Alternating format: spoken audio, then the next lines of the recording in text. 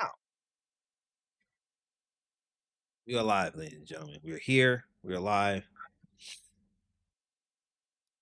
Today, today is a day. Today is a special day. Today is a special day. Today is a special day. Today is a special day. Today is a special day. Ain't that?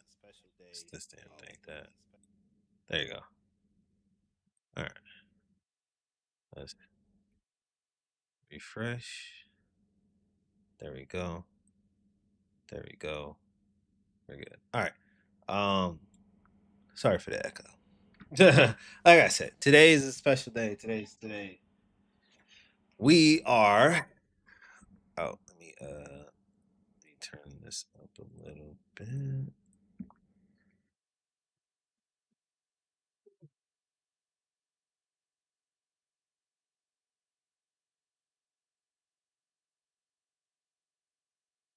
We got AEW Forbidden Door review. AEW is good. AEW is good. Time and time again, I say my money was well spent. $50 well spent every time I watch an AEW pay per view. Now we have Clash in Paris that's going to be coming up pretty soon, which is think what is it? The when is the 31st? Sunday. So this Sunday we got Clash in Paris, and not gonna lie to you, I don't feel excited for it. And then on top of that, um, the news that I presented on Friday about WWE leaving um, Peacock, well, the PLEs at least, and after Clash of Paris, their next PLE, which is WrestlePalooza, that's supposed to be going head to head to going head to head with AEW's All Out on the 20th on Saturday. That's supposed to be their first PLE on ESPN. And I've been noticing that the ESPN has been aggressively promoting their signups for everybody. So yeah, yeah, we got that going on. But on a different scale, I'm not worried about WWE. Worried about AEW and who won at Forbidden Door, who lost, and my overall rating on how the show went, which was worth $50. Like I always say, it's worth $50. I say it time and time and time again. Money is well spent on these pay-per-views. I am a thoroughly I'm thoroughly enjoyed. I thoroughly enjoyed everything about the pay-per-views. And I think that's contribute to how they do their shows. So they do their shows in theaters and small venues for their weekly television, and then they blow it up and they blow it off in at big arenas and stuff like that. So that's pretty cool. It's pretty cool.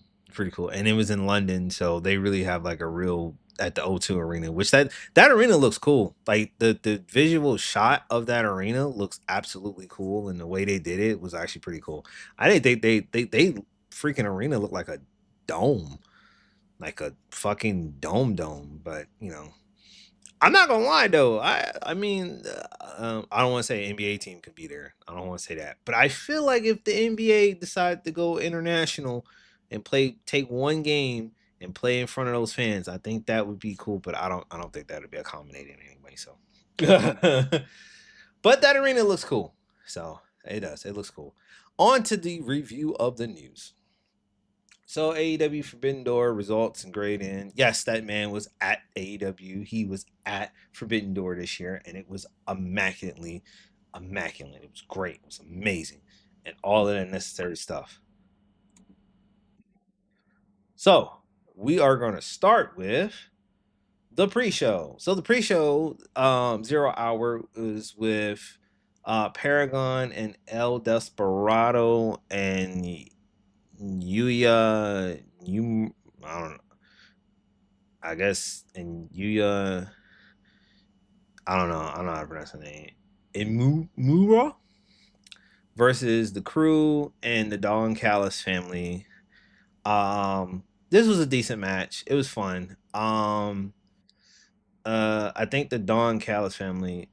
Uh, oh no, yeah, oh yeah. That's right, that's right. Oh, so Paragon won with the help of Ishii showing up. So Ishii showed up and he started putting belt the ass on niggas in that show. So I was like, ooh. So he showed up. It was a good show. It started off, the energy was getting high. Then the next match came along. Jet Speed and Michael Okaru. It's first time showing up. So there was like rumors that he might be signing to AEW. So when I saw him at AEW, it was like pretty cool. Versus Ricochet and Gates of Agony, GOA now. That's what they call. Um, there's something a little bit that came on later on in that show later on about Ricochet and GOA. So that was that they yeah, there's a little something that they're cooking up. So they do deserve a trio championship. But yes, Jet Speed and Michael Okaru was good. I guess his wife was there that came on alongside. Yeah, he got a white wife. It is what it is. But yeah, but it was the first showing. Now, he looked a little skinny to me. I'm not gonna lie. He looked like this one dude that I saw that was in NXT at one point. He looked like that. But to all in all, he was actually pretty good. He was very explosive, very high revealing and very detailing in his match. It was actually pretty good. I'm hoping that they're signing him to AEW. I'm hoping. Um, if not, you know what else company is looking at? Somebody's looking at him. You know, I'm gonna get into that because there's a match that came on. It was it was a particular match that were coming on, and literally, I felt like that match was good, but the eyes of WWE was watching this match because they like to poach talent. It's the truth. Motherfuckers don't. Nobody wants to pay attention to what WWE's going on.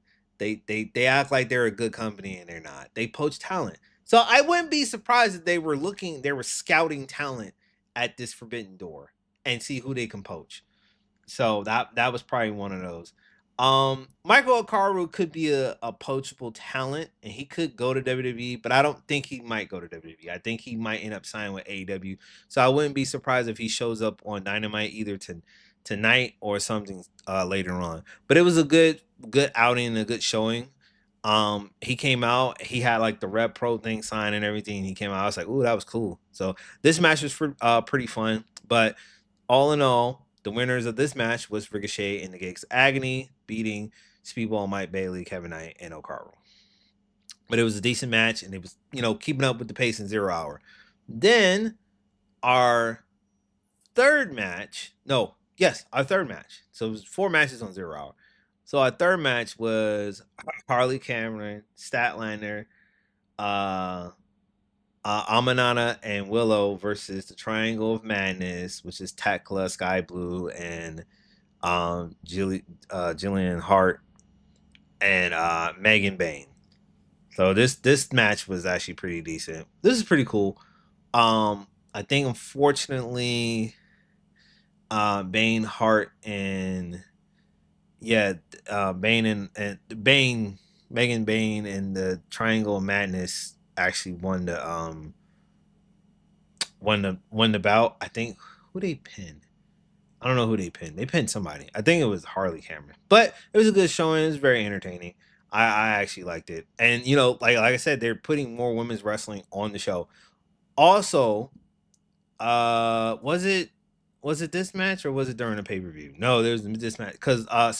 So during the match, Amanana and fucking Tatlika were just brawling, and they just brawled away all the way to the back because they got this rivalry going on. So they brawled all the way into the back, and they left all the other girls out in the ring, and that's how basically they won. So, but keep in mind on that brawl. That brawl came in later. Um, then the 0 hour, the trio champion, the Ops versus the Bullet Club War Dogs. So these three were at that. Gabe Kidd was in the main event, which somebody needs to check up on Gabe Kidd because he took a nasty fall. He took a nasty fall. I saw that thing. His head banged. I was like, "Ooh shit!" I was like, "Oh shit!" I'm gonna show you some highlights. Let me pull this up. I'm gonna pull this up. I'm gonna show you some highlights. Let me go. Let me get into the AEW thing. What's going on here? Lovely, so lovely. All right, let me get out of here. Let me do. Yeah, show you some highlights. I'm gonna minimize that. We're gonna show you some. I'm gonna show you some highlights. So they got highlights on. So he took a nasty bump. But this match was decent. The War Dogs versus the Ops. It was a good match. It was a decent match. I was just trying to see how long they were gonna beat it. The winners of that was the Ops. The Ops beating the War Dogs. Actually, yeah. The Ops beating the War Dogs. Yeah, so they won. It was a good match. Now, I'm gonna keep all the other stuff. So first match on the card after this is 0 hour. So there's 4 matches on 0 hour. After 0 hour, then the main show started. So main show, Adam Copeland, Edge and Christian. I'm just everybody gonna know who the fuck they are. Edge and Christian versus Luchasaurus and Kip Sabian. I'm not calling him Kill Switch. His name is Luchasaurus. Please change his name back to Luchasaurus for the love of God. But also shout out to that man for um beating pneumonia and everything. I'm glad to see him back in the ring. I'm doing really less. You know what I want to see though? I want to see him and Jack Perry pair together as a heel tag team. I want to see how that goes. That would be great. I don't know if that's the thing that they want to go to, but I would love to see him because they both are heels. But I want to see him as a heel tag team. Like I think that pairing would be more better. But I think that pairing is gonna happen pretty soon. But yeah, Edge and Christian defeated Luchasaurus and Kip Sabian by pinfall. And then Edge and Adam Copeland and Kate and Christian Cage, Christian extended the hand, and Adam Copeland they shook on it, and then they hugged, and Christian was like, "Get off me." Then we had the TNT Championship match with Kyle Fletcher and uh, Takahashi. This was an amazing match. This was a good match. It was real good. Kyle Fletcher still retained his TNT Championship. I wonder who they're gonna build. I want the next person that they're gonna throw at is going to be. I want to be Sammy Guevara, but I have a high suspicion that they're gonna do. I don't know what they're gonna do with Daniel Garcia. I don't know. I don't know. I have a high suspicion they're gonna do something, but I I wanted to be Sammy Guevara because one, I want to see Sammy Guevara back on television. I do. I want to see him on television, and then I want to see him and Kyle Fletcher would be great. Having a rivalry against him and Kyle Fletcher would be amazing. And then the Chris Jericho might be leaving to go to WWE would help. I guess the thing about it is I think he outgrew Chris Jericho and he kind of doesn't want to work with him, but I feel like that's what he's stuck in that vortex in. So I feel like him coming back to the main roster for the TNT Championship would be great, and his feud with Kyle Fletcher would be amazing. That feud feel like it'd be amazing. We got a feud that was robbed, but it's because of the concussion protocol. Maybe if he, maybe if he's cleared, you know, he might be able to do something. Um, was it this match? No, it wasn't this match. No, it wasn't this match. No, it wasn't this match. No. Okay. Yeah. Then the TBS Championship match. So remember when I said there was a four-way match, and I felt like WWE scouts were watching. So this TBS Championship match had Mercedes Moné versus Alex Winsler versus Persephone from CMLL and Bozilla from Stardom. This match was amazing. And Bozilla looked like a motherfucking brick house. She looked more better than fucking Megan Bay. I'm not gonna lie to you. She did. She looked better than Megan Bay. Megan Bay don't look like a monster. She really don't. Megan Bay looks tall, but she don't look like a monster. She doesn't look like a monster whatsoever to me. Megan Bay looks tall. She looks like she's like Charlotte, but she looks tall. But Bozilla looks like an absolute monster, and she's a pretty woman. I thought she would be ugly. She's a pretty woman. There's an ugly monstrosity that's running around in WWE and that LFG show. She's muscular and jacked, but she looked ugly as shit. She was actually pretty as hell. I'm not gonna lie. And Persephone, it was good. So I felt like now the winner of this match was Mercedes Moné. She got the pinfall on Persephone, and Persephone was mad as hell. She was like, she was pissed because she won. Mercedes Moné won with a roll up. She just rolled up, got a quick pin. It was like 1, 2, 3, and then she was like, she got beat. So yeah. Um, but Bozilla was her showing was great. Um, Also, Bozilla is 21 years old. She's very young. I think they're all young except for Mercedes Moné and Alex Winsler. Alex Winsler is 31, which I just found out that the woman that Will kept talking about when he was coming over to AEW, this is the woman that he was talking about. I didn't know that she was a professional wrestler. I thought his wife was just a regular wife. Because later on in the show, when they did the intro to the lights out match for Will, she did like a whole narration for him. So I was like, oh, and I did some research and I was like, oh, so she's actually his significant other. I was like, quaps. It's so many like, and then it's crazy because you're not really gonna know. It's a lot of significant other couples that work in AEW. It's a lot of them. Yes, there's a lot of couples that work in AEW. I think it was a Julia Hart and I think Lee Johnson. I think what his name is. I forgot what his name. Lee Johnson. They're married. Tony Storm and Juice Robinson. They're married. Takeshita and his wife. His wife showed up at All In. No, she showed up. She showed up at She showed up this year at a pay per view and she challenged Mercedes Moné earlier in the year for that TBS title and she lost. That's his wife. Um, I think it was Yuya. I think that's what her name was. Um, Big Bill and the girl that be in the backstage that do the microphone. Yeah, I know it's two of them, but it's the one that you always gonna see, like the recognizable one. That what's the name's wife? Of course, you know John Moxley and Renee Young. Renee Paquette. They're married. So like I said, it's a lot of fucking couples that don't know, but I didn't know that they wrestled. So it's like it's a lot of couples in LA. That, also Mercedes Monet is starting to date Beast Mortals. So yeah, you're starting to see that there. So so it's a lot of couples starting to develop. Anyway, moving on to that. Um, the Bozilla thing. Bozilla, I feel like WWE scouts were watching this match. So Bozilla is 21. She's German. So she's from Germany. and she was amazing in that ring.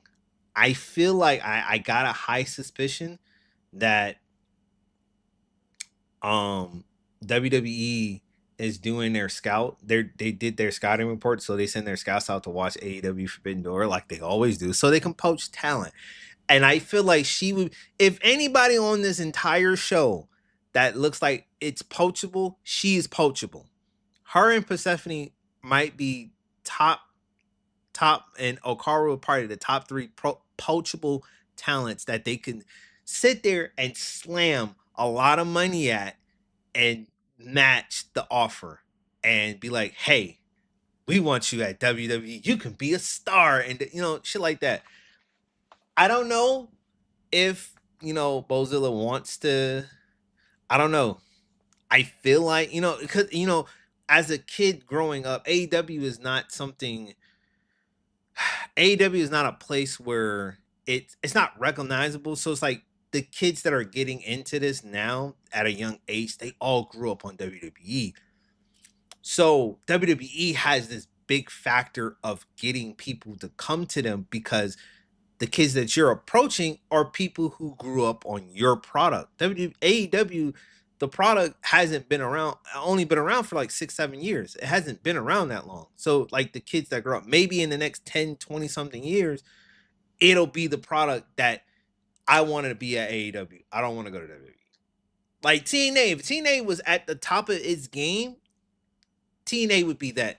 TNA would be that because TNA has been around for 20 years. So that could have been the place where people would have wanted to. But see, the issue is TNA had its ups and it had its downs and had its troubles, and then it tried to compete with WWE and whatnot. This is the thing about AEW that is not, they're not competing with WWE, but they are, but they're doing it in a different way.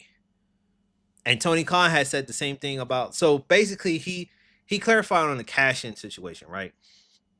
So he kind of had to bury WWE though. It was funny. But he clarified on the cash in situation. So basically, talent will have to put a week's in advance, basically a weekend in advance, and it'll be like a big title pay per view. Basically, you're gonna cash in it right instead of like cashing it in, like how they try to do with the Christian Cage thing. So it felt like it's not good. So they'll try to redo that. They would probably do it properly. So he's gonna stop doing that. I'm gonna give you my take on it.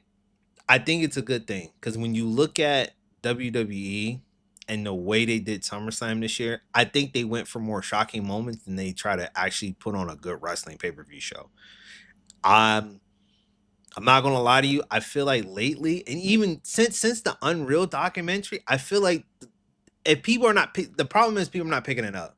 They're not really looking at into it. So that I think that's the moral issue that today is, and it's really going to appeal to a lot of these Gen Zs and some of these millennials. Is like they watch the fucking show and they like, oh, just shocking moment, oh, so it gives them that shock and dopamine of like, oh, this is exciting, I love it, oh, this is shocking, oh, I love it. So it's probably what they do, because like if you think about it, what was the biggest closing things that happened at SummerSlam night 1 and 2? Seth Rollins cashing in his title, which 9 times out of 10 we already knew that was going to happen, but he had to fake an injury to keep it closed secret. And literally, if anybody watched that Unreal documentary, once that happened and we saw how they kept it under wraps and close knit and tight for John Cena turning heel,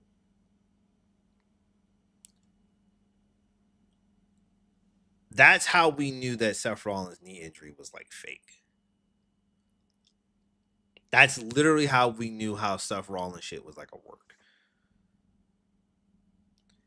This is also, and this is my take. I don't know if it's real or not. But Killer Cross showed up at GCW. Now GCW is not. I checked. I always check, and I've been checking for the last couple of weeks, in the last like 2 months.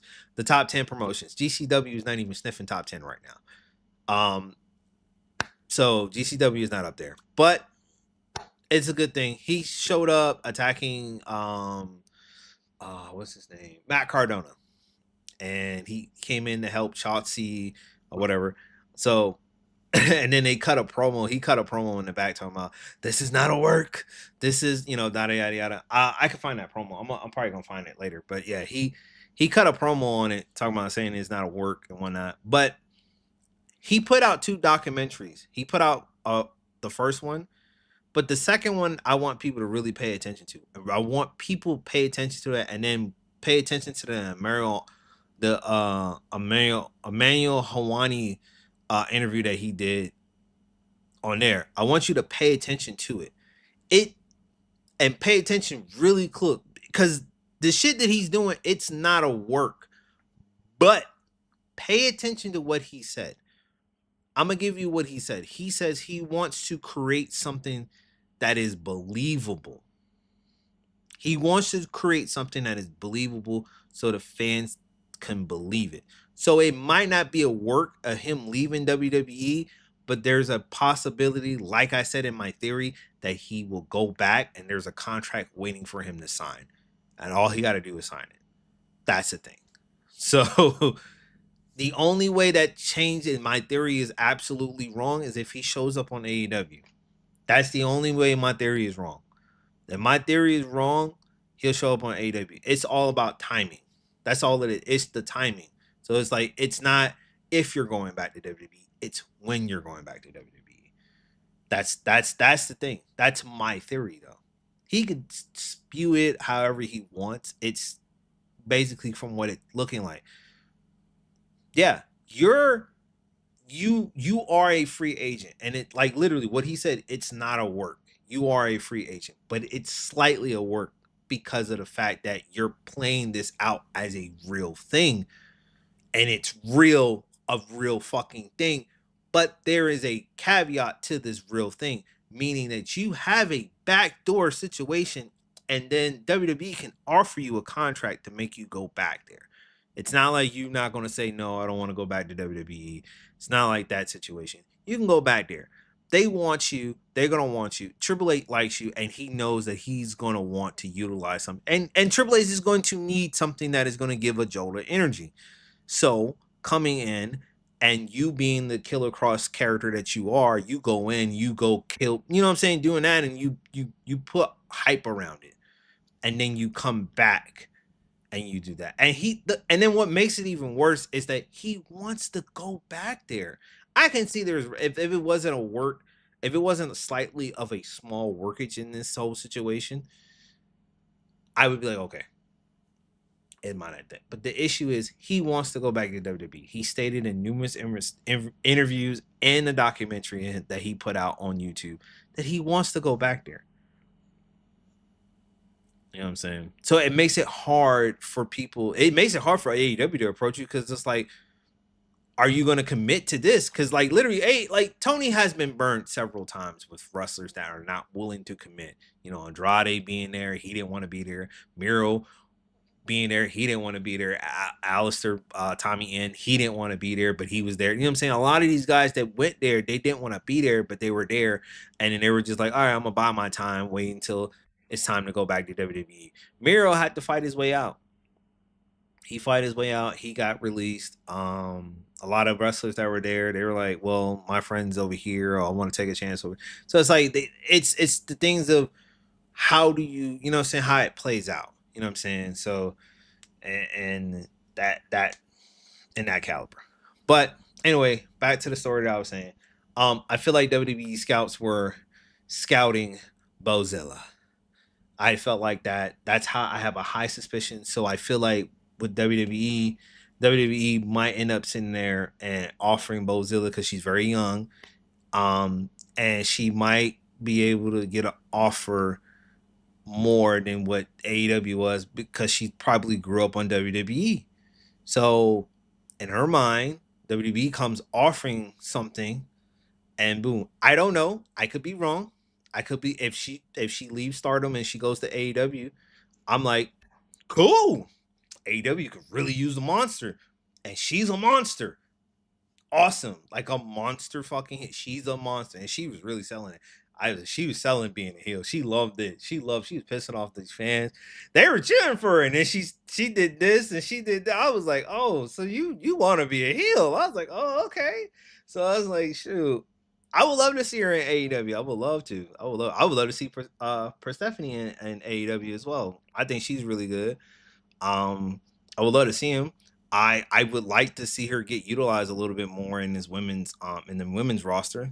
Um, I would like to see it, but like I said, um, Mercedes Moné won with a roll up on Persephone, and it was a good match. It was real good. It was a real showcasing on all three women besides Mercedes. Mercedes really didn't do too much. She was just no, she was just there. She had, her spots, but it was more showing on Winsler, Bozilla, and Persephone. They were really showcasing what they can do, basically. And I think that was a great thing.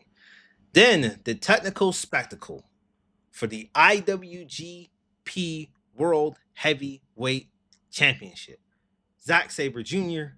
versus Nigel McGuinness. I felt like this match was short.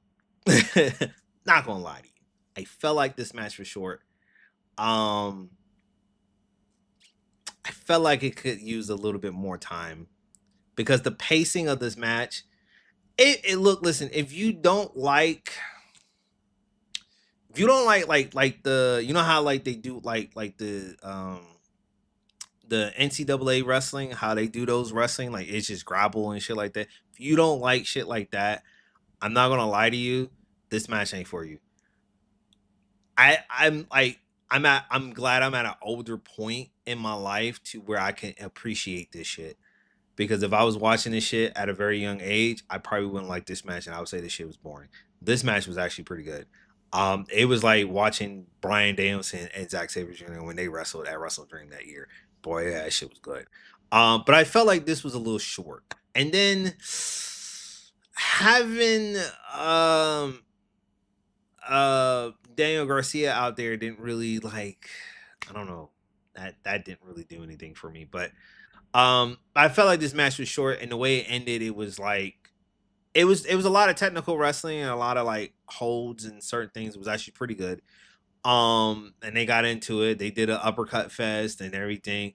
Zack Sabre Jr. started bleeding out of his nose. So I don't know how that ended up happening. But it was good. It ended up in like a roll up. And they got pinned. So Nigel McGuinness got pinned, and it just ended real short. But it was good. It was a good showing for Nigel McGuinness for wrestling. I don't think he's gonna do too many. I don't think he's gonna do too many of those. I think he's gonna do like with Bryan Danielson. He's gonna pick like certain spots and stuff. So that's probably gonna be a thing. But all in all, this match was good. Zack Sabre Jr. actually won the match, so he keeps his IWGP World Heavyweight Championship. But it was a good ending. It was a good match, but the ending was just. I felt like this match could have used a little bit more time. That's all I would say. So it was a good show. It was a good match. Then the triple threat World Tag Team match: the Hurt Syndicate versus FTR versus Bro Dito. So on Dynamite, FTR and Bro Dito went into a draw on Dynamite, and we covered that. So this match happened, which this was a good match. Hurt Syndicate didn't really look too strong. I felt like Hurt Syndicate was, in the middle. They had their spots. They had their spots. They had their spots. But all in all, everybody was, doing good. Brody King came out, and he was doing his thing. Bandito was doing his thing as well. FTR did their thing. But so here's the thing. So there was an attack on the Hurt Syndicate. So Ricochet and the Gates of Agony attacked what's the name? What's the face? Attacked the Hurt Syndicate. And I was confused. So now I got a video for that. We'll find that later. But I got a video on that. But they attacked the Hurt Syndicate and they cost them their tag team titles. I thought Edge and Christian was going to attack FTR to cost them their opportunity. That didn't happen. They got beat clean by Brodito. So Brodito beat them, and they are the new AEW tag team champions. So I was like, ooh, okay. Then after that match, the brawl with Tekla and Queen Amanala carried over. Carry over, right? That carried over in the ring. It carried over because they were brawling in the 0 hour in the crowd, and they came back out later. So they were brawling, they were fighting. Tekla got the best of Queen Amanada, and then Jamie. Oh, actually no, the Julia Hart and Sky Blue start beating up Queen Amanada, and then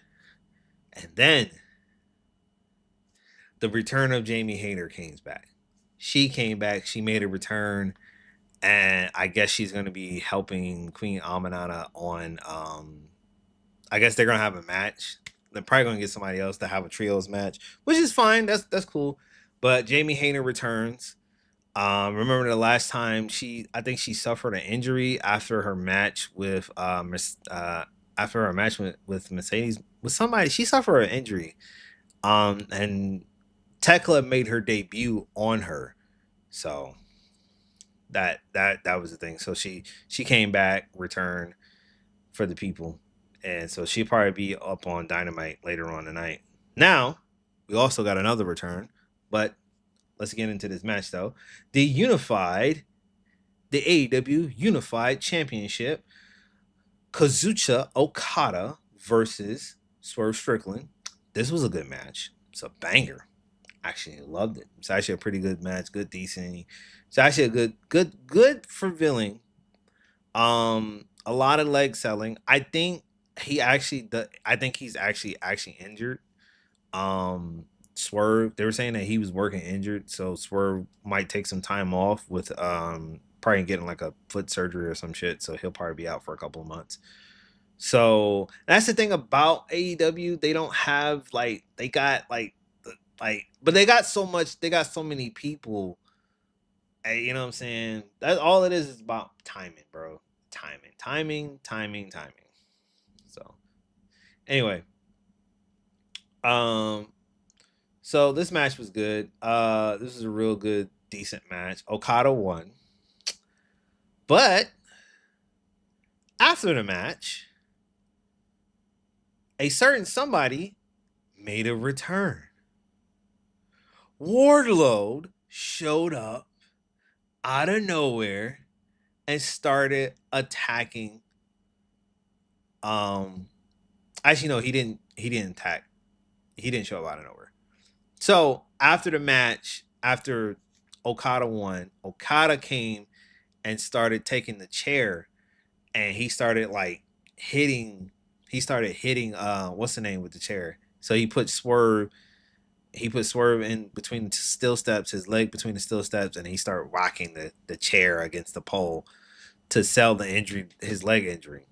And then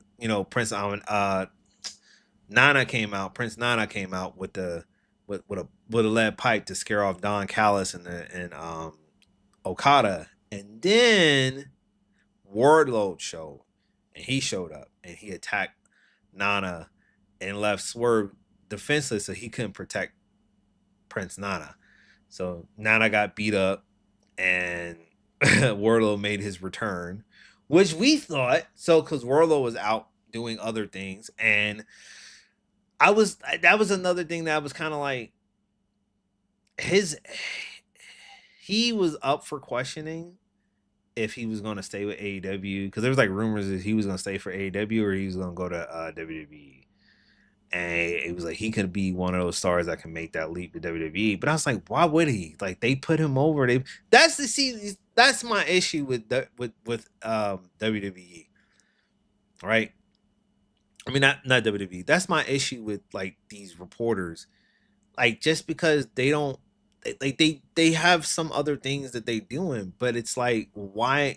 Why would you leave a company that is putting you over? That's the issue. Like, why? He won the TNT championship. Why would he like? He was pushed. Even he was pushed beyond to his limits. Like powerhouse. It's like powerhouse Hobbs leaving. I'm like, bro, you was getting pushed. You had the whole book thing. You had promos. Like, why would you leave? Like they put investment in you at some point. So it's just it's just that why would you leave? What do you think WWE's gonna do better? I don't see it, bro. I don't think WWE's gonna do any better, bro. So I feel like where he was and him and his return was great, and he was added to the Don Callis family. So that family is ever fucking growing with more people. You got Okada, you got Takesha, you got I forgot what was it, Alexander. You got you got they probably gonna pair Warlow and fucking Lance Archer together as a tag team. I don't know what happened to Brian Cage. He disappeared. I don't know where he's been at. Um then then you got Kyle Fletcher, and then I think that's it. Oh, um what's his name? I forgot what his name is. Oh yeah. Damn. You know who we haven't seen in the past couple of months? Orange Cassidy. So he might show up. I'd be forgetting like there are certain wrestlers that just be taking a break. I was like, some that need to take it. So I feel like Orange Cassidy might be the next opponent for Okada for that team because he was the international championship for a very long time. He was. Now to the top three main events of the night: the AEW Women's World Championship, Timeless Tony Storm versus Athena, the Ring of Honor Women's World Champion, Athena. And this match was actually pretty good. It was really good. It had its spots. Um, in the middle of the match, I think what happened? Billy Starks was well actually what's her name got knocked out, and then she was laying there. So Billy Starks said something and yada yada. And so Billy Starks went to go get a chair and she was gonna hit Tony Storm with the chair. And then Mina Shirakawa showed up and saved her, and then she chased Billy Starks out of the fucking ring with the chair. And then literally within that match, Tony Storm just she won she won by submission. So she had her in the chicken wing cross, and Athena tapped out, and she lost the match. I was like, damn. So, but oh yeah, you know what's so funny? I didn't even see her at the press conference either. Tony Storm normally show up at the press conference. She's like a star. I do feel like I like at some point she is gonna have to drop that title to somebody. I think what it was, I think Mariah May would have been that superstar that she would have dropped that title to. I think what's the name would have gave her a second chance. Um, but she went to WWE, so then the men's world championship, the AEW men's world championship, Hangman Adam Page versus MJF. Now the stipulation was very dumb, but it is what it is. So the stipulations was if you get counted out, title change hands. If you get disqualified, title change hands. So basically, throughout the match, MJF was trying to go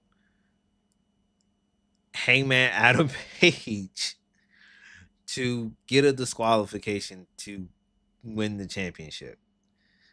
Every turn of the point of the match didn't happen. They used everything. And MJF tried all the tricks in the bag and it still didn't work. He lost. Hangman Adam Page actually hit this man with that contract. He hit him with the contract, put a nice little dent into it, and then left him laid out, and he beat him with the thing, and he won. That was great. That was an amazing fucking. That was a great main event. I ain't gonna lie. That whole main event, it was just ups and downs. Oh, Mark Briscoe came out. He was trying to interfere, but the referee stopped him. He beat up like these fake securities, and then they had real security. So if you watch that clip, they had real security on him. I was like, he ain't finna hit those two dudes. Like he got real security. I was like, oh shit. I was like, oh shit. He got real security on him. I was like, he ain't finna hit them. I said, that's real security.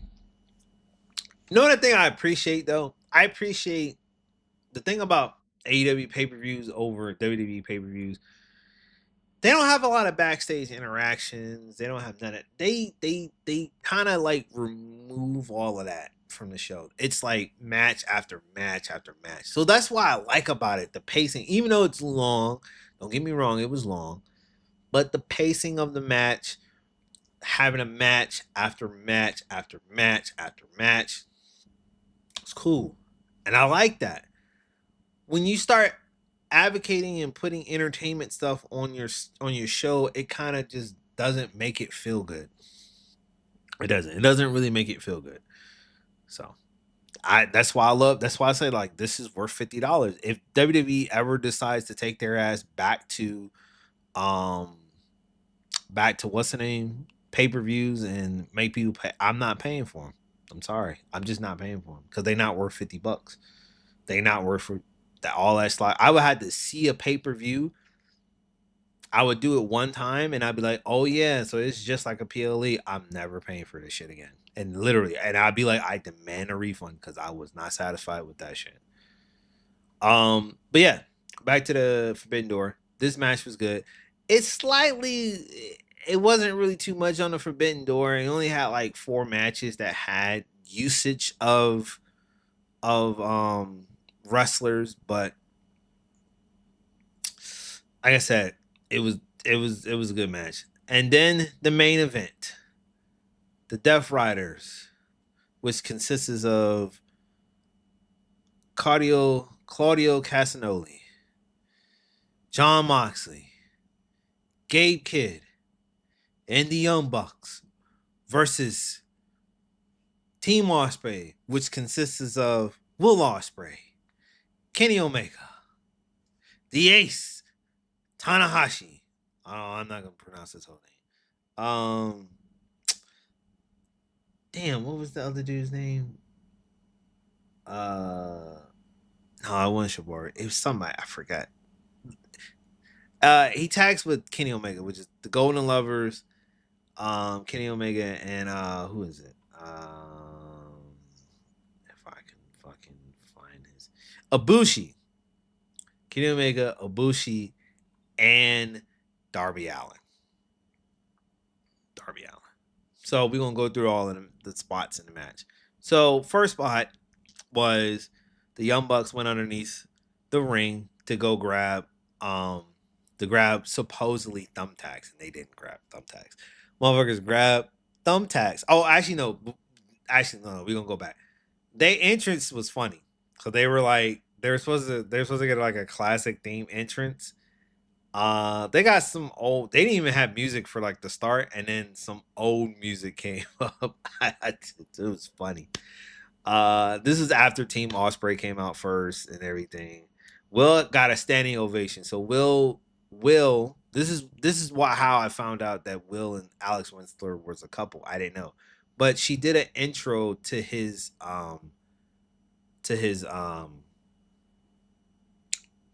like it was like a small video package of him. So she did an intro for him, and she was like narrating everything for him, and then he came out to the song. So and he climbed up the top of the cage, and he was his song his music was playing and everything like that. So I'm not gonna lie, man. If when he comes back, he's gonna get a rocket strapped onto him because he is gonna be like a big baby face. He's like really the company barrier standard because Kenny Omega's getting old. He only got enough in the tank to do all the moves that he could do before he hangs it up.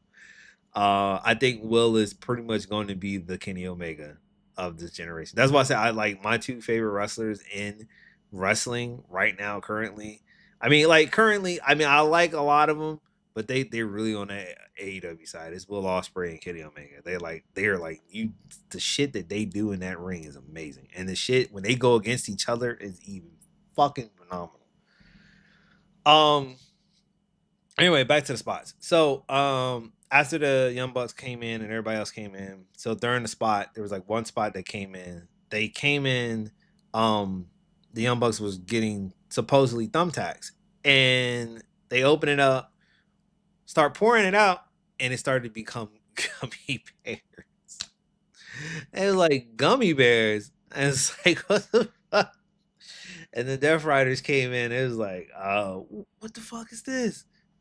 It's like so. There was a lot of hokey shit that was going on in the match. It was funny. Um, then another spot came in. So they threw Darby Allen on the ladder. His ear got cut up, so his ear was like leaking. So there, Will Ospreay started bleeding. John Moxley was bleeding, and I think that was it. Everybody else, those are the only three people that were bleeding. Darby was supposed to bleed, like Darby was gonna bleed, but the way he was bleeding, he didn't bleed the way he was gonna bleed. So there was another. It was a gruesome spot too. They tied this nigga Darby Allen to a fucking chair, like duct taped this nigga to the chair, and then John Moxley pulled out this fucking fork. So when he comes out with the fork is very dangerous. We seen it at I think what was it at All In when he wrestled against Hangman Adam Page, and Hangman Adam Page really stabbed this nigga with that fork.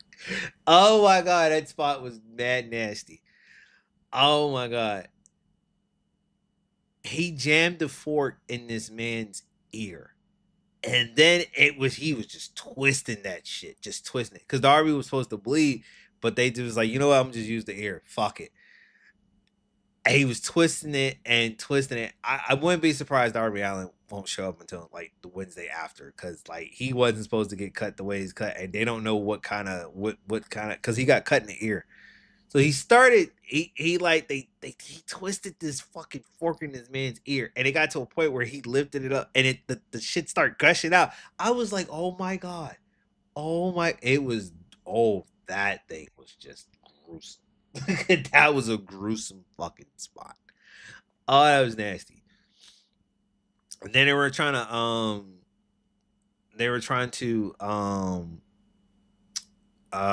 put the Ace through a table. I ain't gonna lie, the Ace wasn't taking no bumps. He wasn't taking no serious ass bumps. Beforehand though, Darby Allin got through to a cage.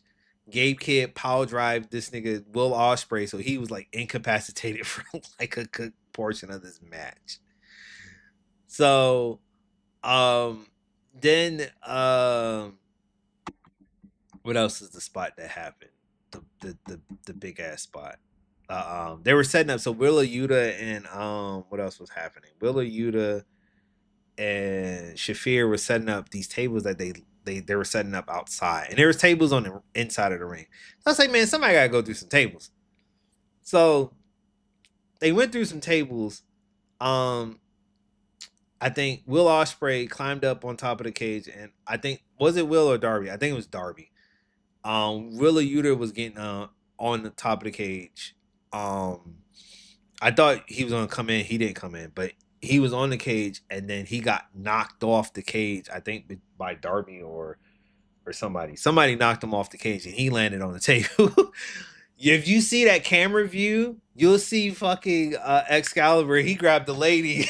That one dude that was sitting there in the middle of the ring. He was just like he don't know where to go. So Excalibur grabbed the lady because he knew that was gonna be a table spot. Somebody landed on this table. he grabbed the lady and then Yuta just fell on the table. That was funny. Them AEW announcer tables suck because they don't break like that. They don't break like WWE tables. I don't know why they don't ever build that because I don't think they want to put people through that shit. But it's like at least take that, you know. Um, I think Will Ospreay or Kenny Omega put what's the name through the barbed wire table because they pulled that out, and John Moxley went through the barbed wire table, so his back was all scarred the fuck up. There was some certain spots that happened, which was V triggers all over the place. Kenny Omega doing his dragon suplex, the cheat code.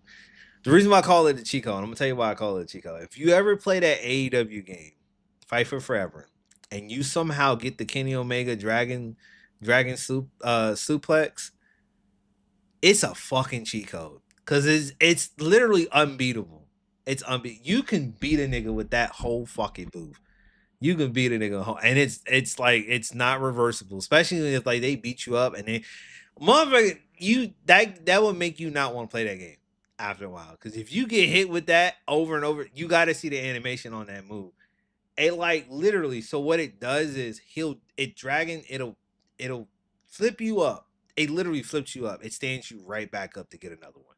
So it'll hit you and it'll just like boom, and you'll flip right back up and you start being dazed. And he can just do it over and over and over. It look like suplex city out there, bitch. It look crazy.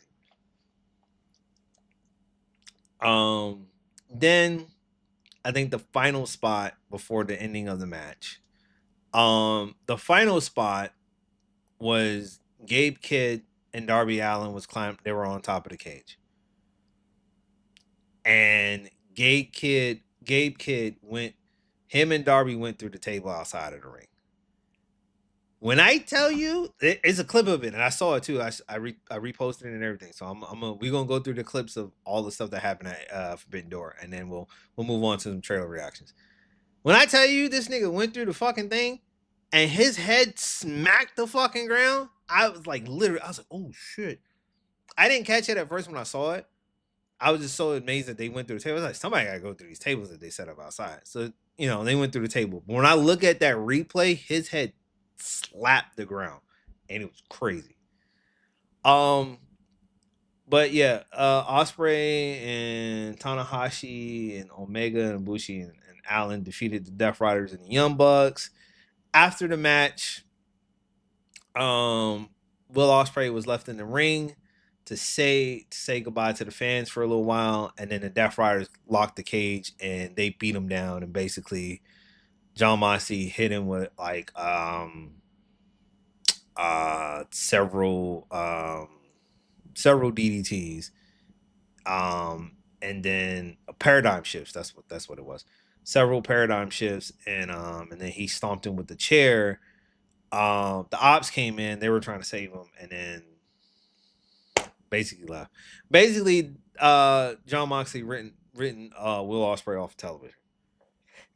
Basically, he was supposed to be written off television for he was supposed to be written off television at All In, but he wanted to wrestle at the O2 at Forbidden Door for his fans. So if they had a wrestle at London this year, he probably would not. He would have been written off TV at All In back in July. But he wanted to wrestle in front of his fans this year. So he was written off. He's written off television. So basically he's going to probably go get neck surgery, which he's going to be out for a year. So he's probably going to go in for neck surgery. He's going to get neck surgery. He's going to be out for a year. So he'll be gone for a year. So there's going to be somebody that's going to take his spot in his place, which 9 times out of 10, Hangman Adam Page being champion is a good thing for him right now. Now it's just who's going to step up and be contenders and who he's going to wrestle. That's the question. Like, what kind of arsenal of villains you gonna put him against? Who's gonna take over? Certain spots. Who's gonna become champion? And I really, to be honest with you, it's probably time for Orange Cassidy and Darby Allin to become AEW World Champion. Literally. But then that's why the Hurt Syndicate is, they got broken up. Not broken up, but they're probably gonna like split after this, after they go through the feud with Gates of Agony and what's the name? They still got to get another member too. So, all in all, though, Overall show, A plus. $50 well motherfucking spent. $50 well spent. $50 well absolutely fucking spent. Like it was worth the money. Worth the fucking money. Now I'm going to pull up some stuff that I saw on the I'm gonna pull up some stuff that I saw on the what's the name. So now we on the AEW thing, and then we gonna go through some like highlights. Let's see. Do I need to put that on there? No, I don't need to put that on there. I think we good. Uh, so this this is one of the main. Oh yeah. So one of the spots had Athena kicked her right in the early spot. Athena kicked her, and she knocked back into the wall, and it knocked out the whole LED board. They like knocked it out, and then for like the time being of the match.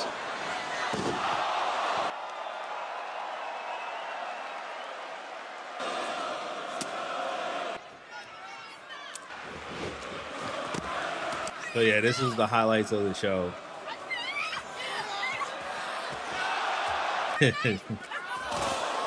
Yeah, this is the highlight of the show.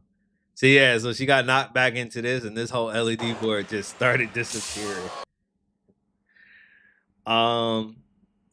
There goes the Jamie Hayter return. What else? This shit, that sickening shit. Oh, this is the highlight. Yeah, this is the highlight. Oh, so here's the Ricochet thing. You still got my business card on you? Yeah, let me see that card, man.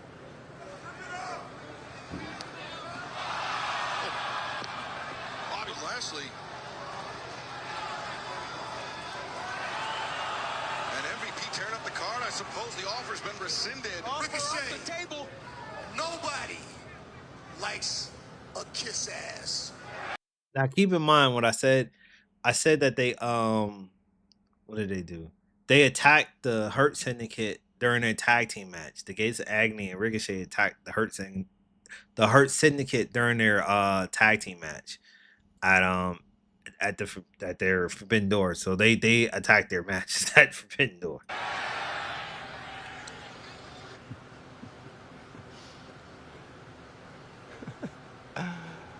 Who's the kiss ass now?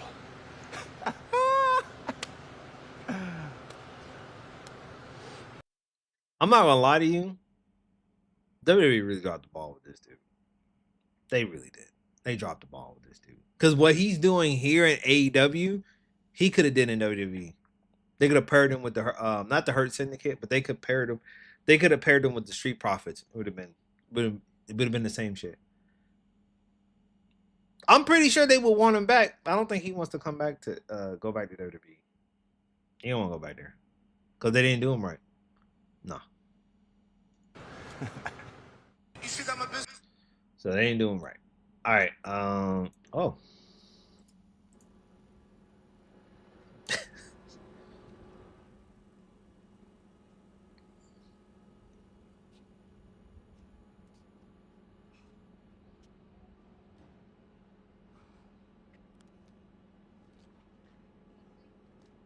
Oh yeah, no Luther. Good night, London. I love ya. Oh. He's so damn stupid, bro. This is a dramatic fashion. What a night. What a night. I'm here. Great. Get out of here, you mark. Come on. We're going to do it upright tonight.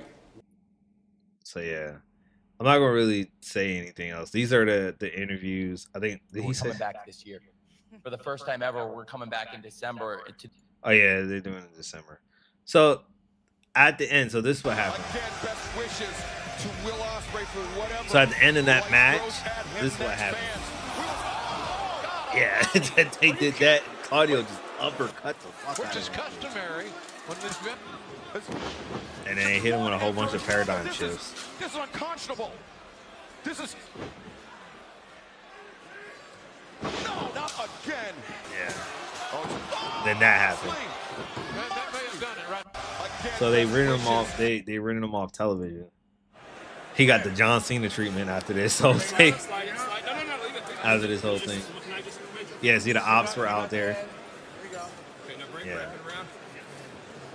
Yeah, I'm not gonna watch this whole thing though. Yeah, but he got the John Cena treatment. You ever, if you don't know what the John Cena treatment was, John Cena was like, he was like, he went through a whole bunch of stuff and then he left and then he had to give the good thumbs up at the end.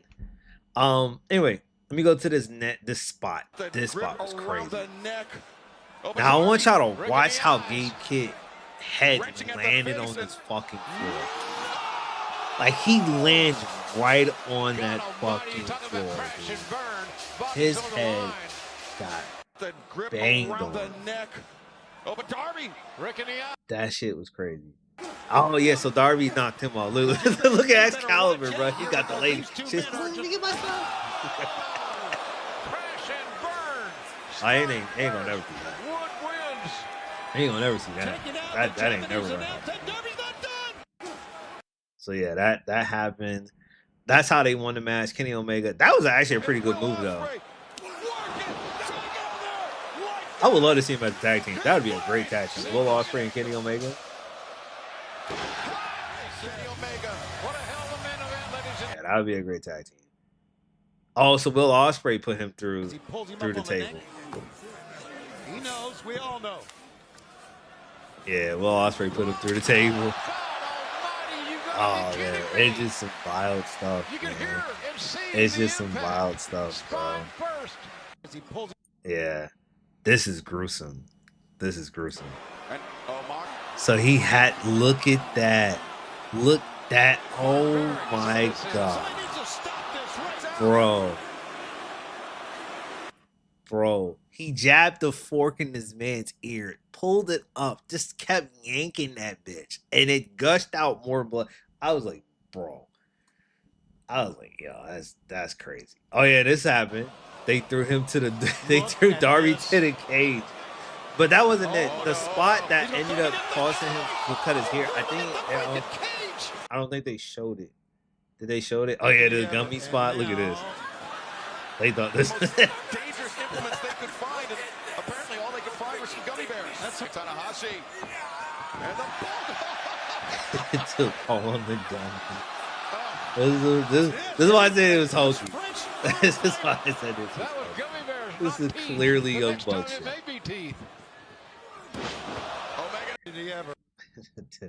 Oh, they came out to this. They're deep music. Well, they made the demand earlier tonight that they wanted to. So this is what I said. That I didn't know Alex Windsor was dating Will Ospreay because he got this package. Will, you are going to be great tonight because that is who you are.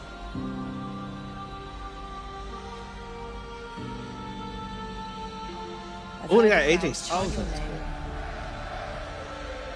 I don't want AJ Styles to be. I've watched you win championships. But to me, the biggest victories were the way you carried yourself. Through pain, through setbacks, through nights you wondered if you could keep going. You taught me that no mountain is too high, no opponent too strong if your heart refuses to quit.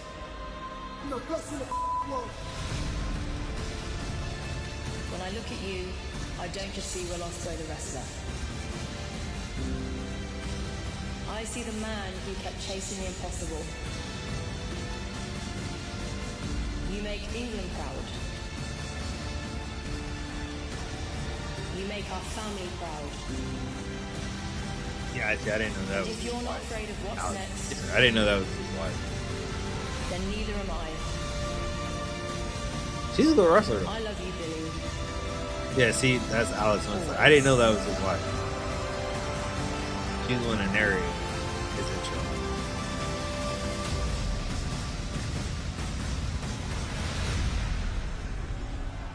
He is a great wrestler. I'm not gonna lie to you. He's probably one of the coolest wrestlers of all time. This match, Yeah. Because he was wrong the exact same way.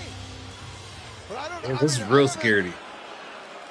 Oh yeah, this is the moment where he thought he was supposed to win the title and he didn't. He loves the injustice. And the referees caught him. What? You think you're doing? Those foot's on the rope. It was off the rope. It was off the rope. Oh no! Bryce Remsburg, he hasn't made the official announcement. He caught Hangman.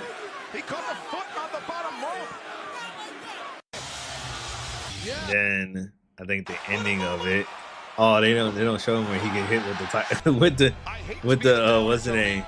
Yeah, they don't show where he get hit with the what's the name though. Yeah, it's just highlights, man. Table spots. It's a bunch of shit, bro. Yeah, man. This was great. This is a great show. Oh yeah, this chick.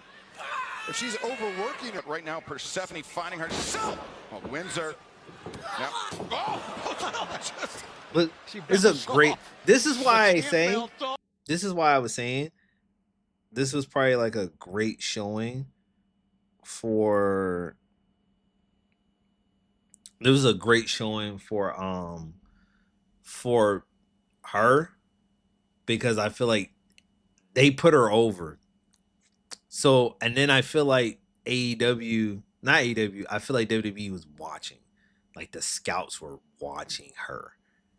And I feel like I said, it's very hard to say no to these things because, you know, I don't know, but if we associate pro wrestling, like the thing that you looked at was growing up was WWE. So it's like, if WWE comes around and they offers you something, then yeah.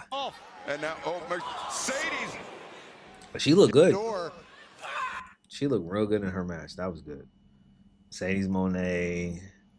Yeah, so they started off. Yeah. Yeah, so it was just a lot of spots, man. A lot of great spots. It's a lot of great things coming in. It was just a lot. I just wanted to show y'all just like some of the highlights. I normally don't really show a lot. I don't know. I don't really show a lot of highlights, but I was like, let me show you some of these highlights that's been going on with AEW. Let me see what she sent me.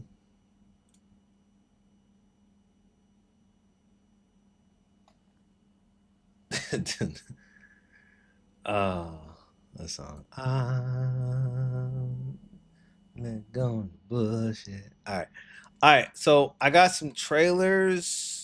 I got some trailers for some games and some I think a recap on Pixel 10. So this is what I'm probably gonna do. So we're gonna do this. Oh shit. I didn't think they were gonna do that to me, so alright, hold on. Let me do these two. Because I'm probably not gonna do them later. Wait a minute, it don't matter. We'll do this later. So I got some like I said, I got some trailers. This game is called Romo is a Dead Man. It's supposed to be like a hack and slash. It looks like Dead Island. Is a dead man. Is Grasshopper Manufacturer's new game, and it feels like they are firing on all cylinders. 2, multimedia. I'm telling you, like, yeah, this shit was crazy. When this shit came on at the I think it was at the Game Awards, not the Game Awards, at the Summers Games Fest. That intro looked insane. That looked like an acid trip intro. I was like, oh, this is bugged the fuck out. I'm like, I'm not interested in some shit like this.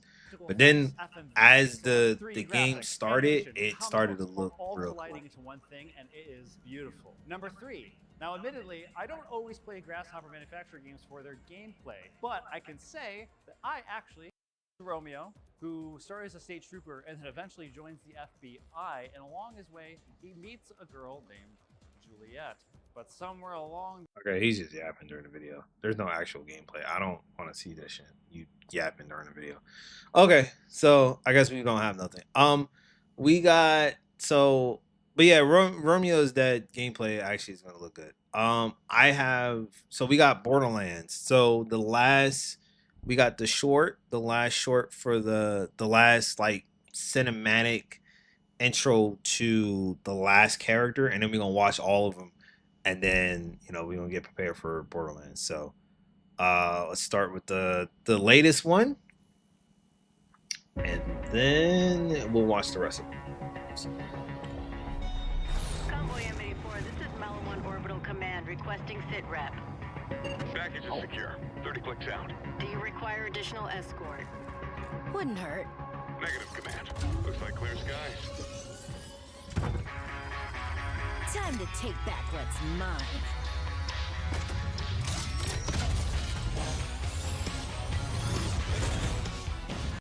I wonder who runs Malawan right now.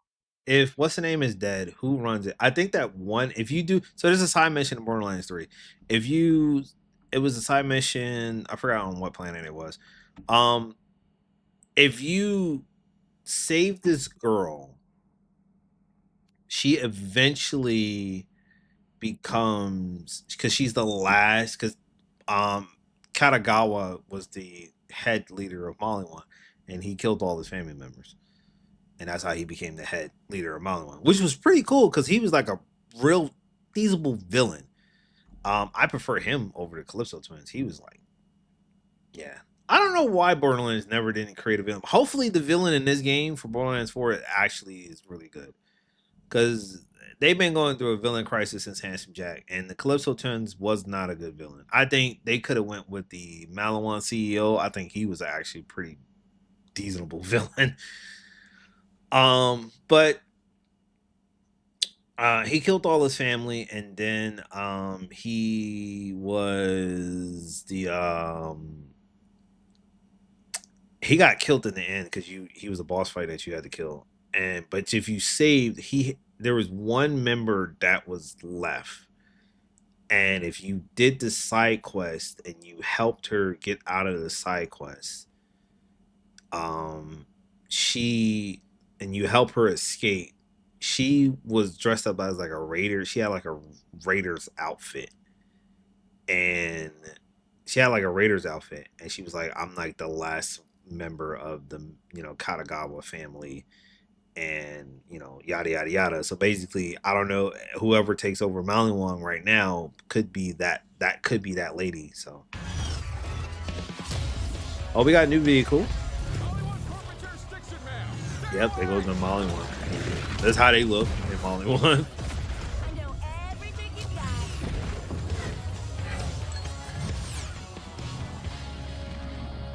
Malawan's ecosystem is built on my tech.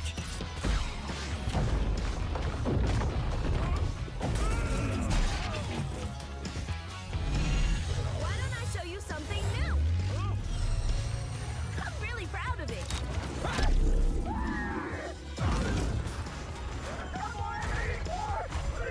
Thanks for your feedback.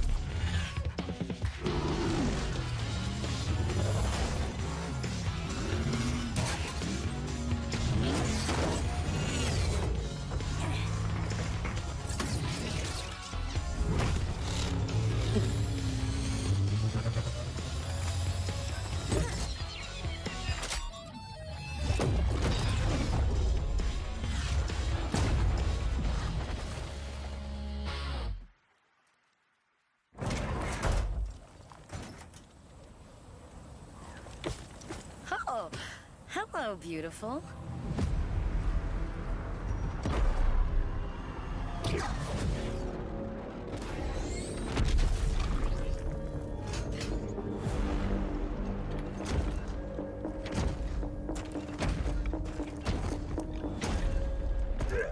Hey, sis! Who is that? Danny? Danny's dead. It's Ephraim. Oh, hey, F. You kill him? Nah, vault hunters. Bunch of thieves. Not stealing if you made it, right? That's not how Maliwan sees it. We doing this? Yeah, we're doing this.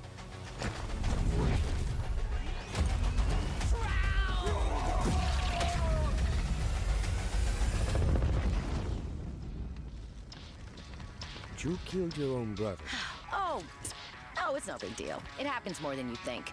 Trons are competitive. We had to ban grenades at family events because of what's known as a funeral cascade. You were justified. It was honorable combat. Oh no, Trons don't need a reason. Why do you think I ran away? Look, family's not who you kill, it's who you kill with. We'll workshop that. Yeah, I heard it when I said it.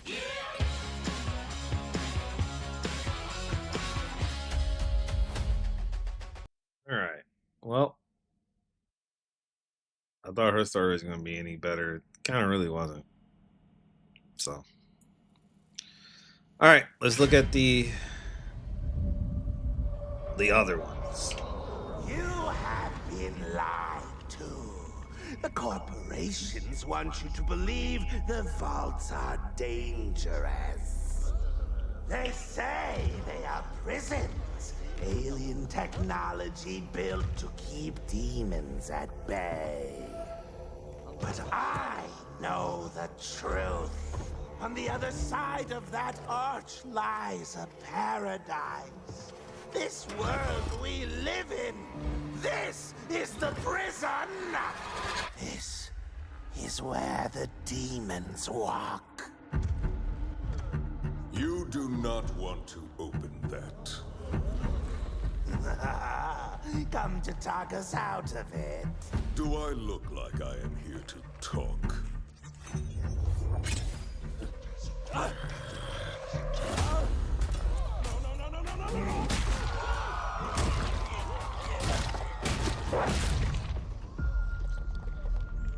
Unlike any of you, I have seen what emerges from those arches. I have watched them tear 100 soldiers apart in seconds. I have felt their teeth on my bones. I have lost enough, and now must walk alone. Ah, I thought you said you weren't going to talk!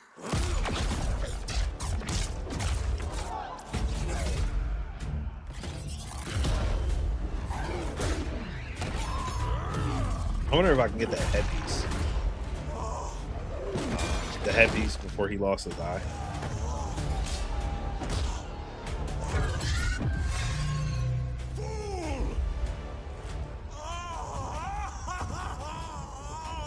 I told you! I'm not gonna lie, these enemies look like some enemies from like the Tiny Tina DLC. And that looked like a fucking crab.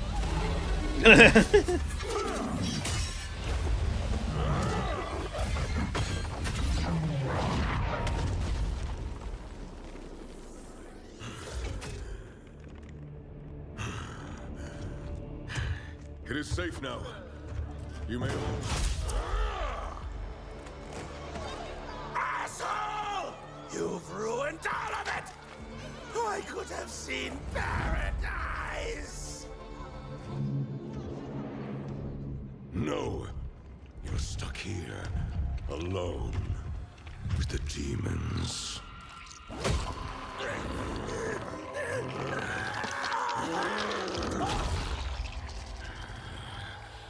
And then...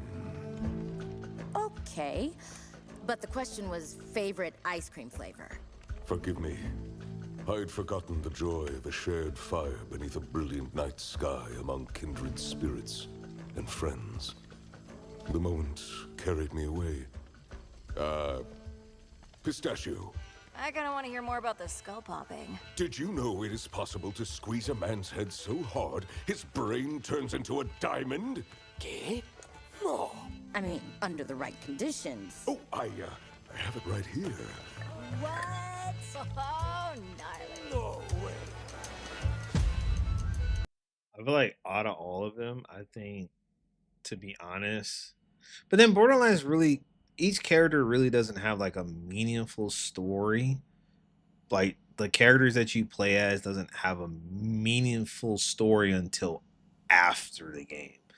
I think Borderlands 2 was probably like the one that had like a few characters that had a meaningful stories, but they really wasn't. They're not really meaningful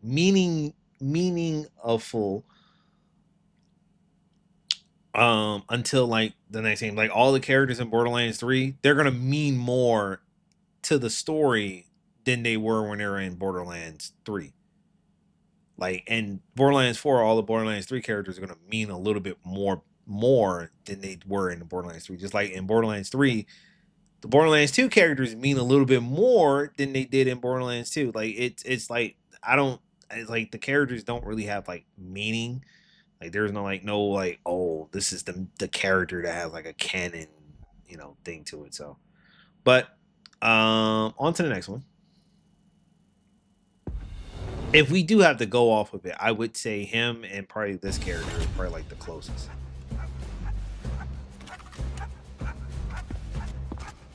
Valued shareholders of the TDR Corporation, we are proud to debut our newest project, the Live Frame. Meet our first prototype, DF-191. Call me Rafa, sir.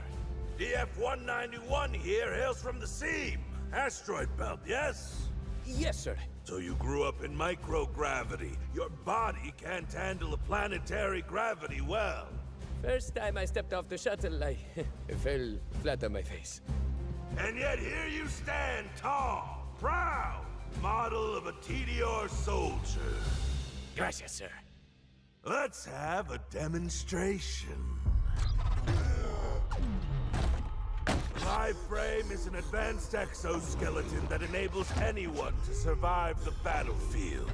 Right now, the weight of DF-191's own body is betraying him, crushing his lungs.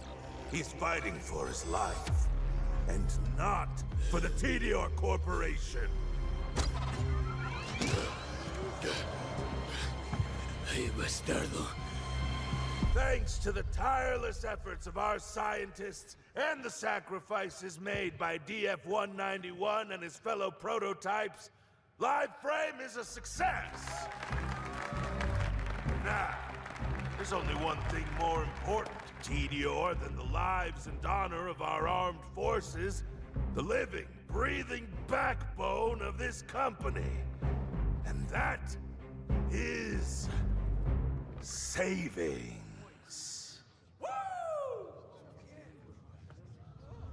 Project Live Frame is too expensive. What? The board has decided to reduce our overhead in R&D. What's the most expensive part of soldiers? Keeping them alive.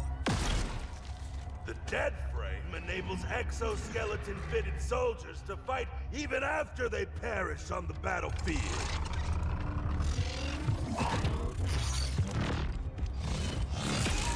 Tenth of the cost. Come quietly, DF-191. I told you, it's Rafa. You want him? Dead! I feel like he's gonna be a boss in this game. Like a boss, not the boss, but like he's gonna be a boss in this game. To where he's gonna be very hard to kill.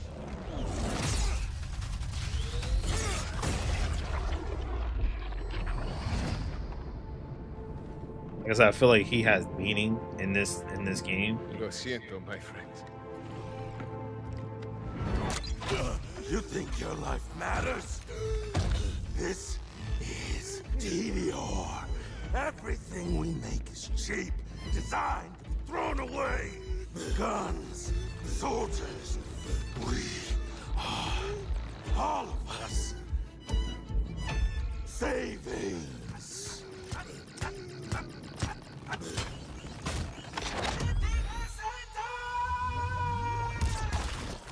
Oh no, he's not. I forgot about that. He did kill him in the game. Rafa is no one's savings. Rafa is free. So you perished and rose again to haunt this world. No. Rafa no está muerto. dead frame, it is a branding thing. Well, do you drink blood or... That's vampires. He's a zombie. It's not... What part aren't you getting? I am alive. See, I have been given a second chance. I may die at any moment. That is why I live carefree. You know, YOLO, as they say.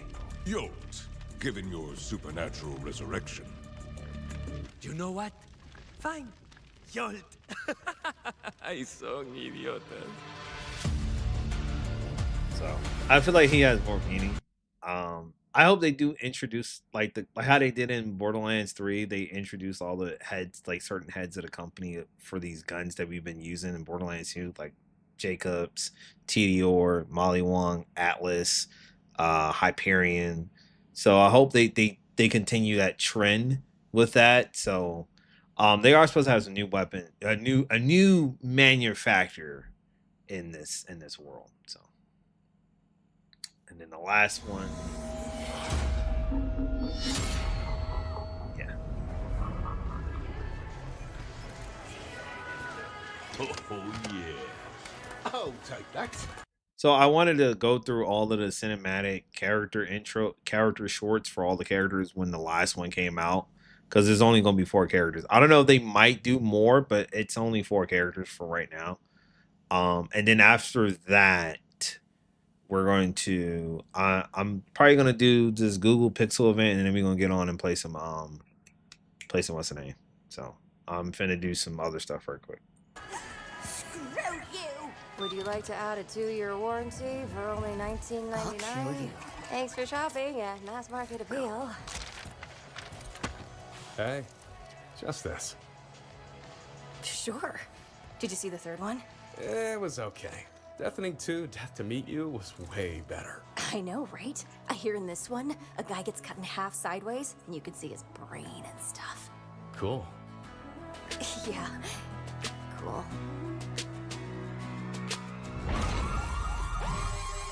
Oh no.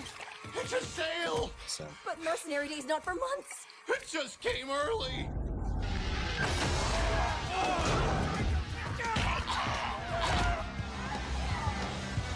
I've never worked counter in a sale. I don't know what to do. Keep pushing the warranties!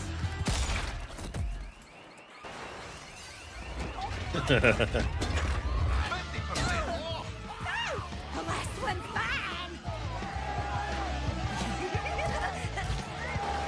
I need this bitch out! Save it! Hey, changed my mind. I want that warranty. The warranty is only available at the time of purchase. Give me that warranty, or I'll blast you apart. Now! I'll kill you. I can't. I think she's gonna be canon. The reason why I say she's gonna be canon, because the whole premise of the game is built on sirens. So if you play Borderlands 2, 1, 2, and 3, especially 2 and 3, the sirens power transfers to person. So I'm gonna use as an example Tannis and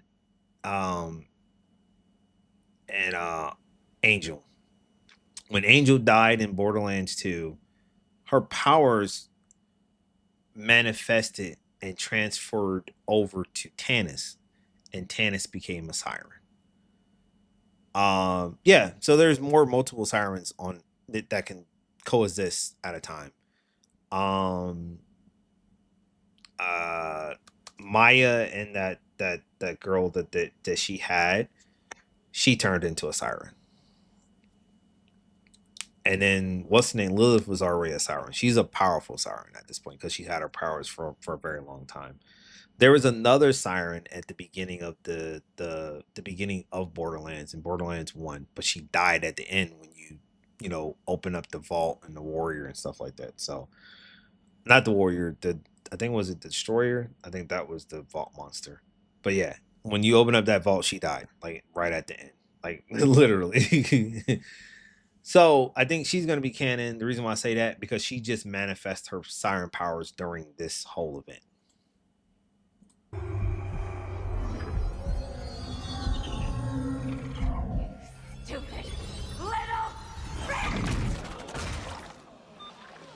Yeah. So she just gained her powers. So I think she might be the canon player, but I don't know how they work this story. She might be the canon player until like later on down the road. I don't know how they're gonna work this story. So I don't know. I was after her. No, I wasn't right.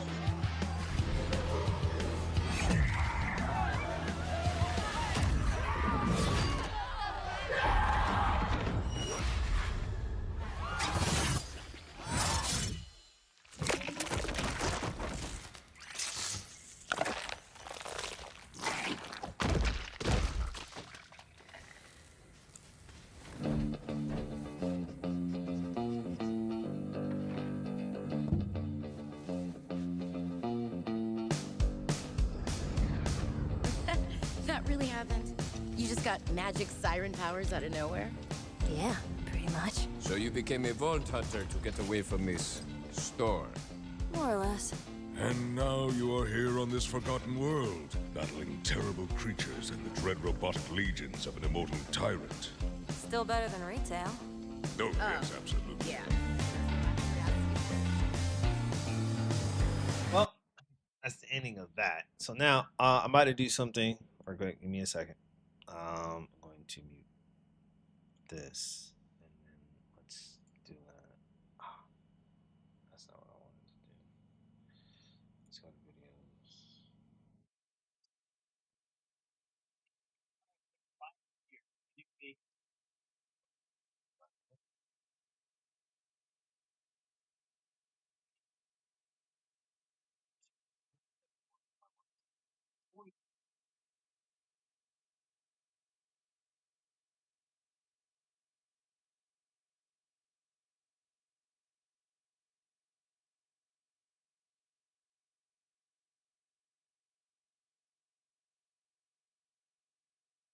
See if they show them.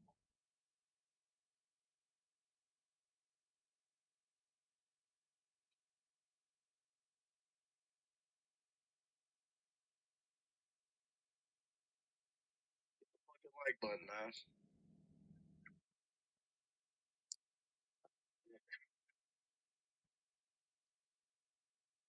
Imagine how now.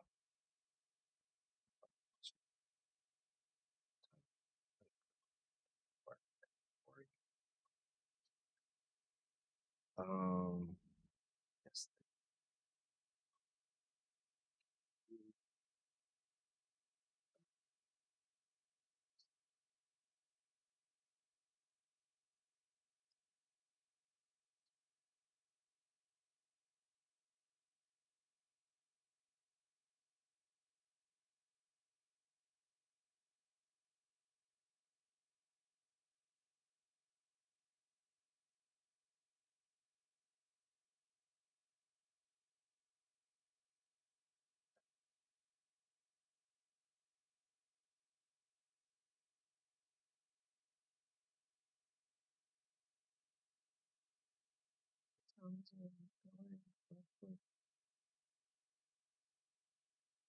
Oh, it's 12.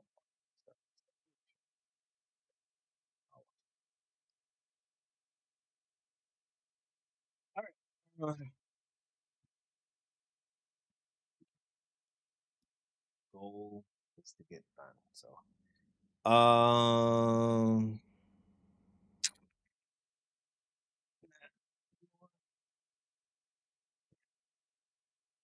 I'll watch that for myself. Um, excuse me. So let me do. Like I said, this might be a short stream today. Let me do. Let me close this. Walk up. No, I need that open. Let me open this up. Let me change this to Battlefield, and then I might say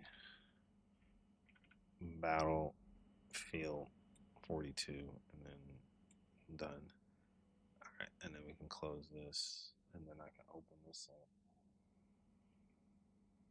and then we can run that. And I need to move this back out. So I need to. No, we don't. We just need to. All right. I'm gonna put this on him. See what we got going on.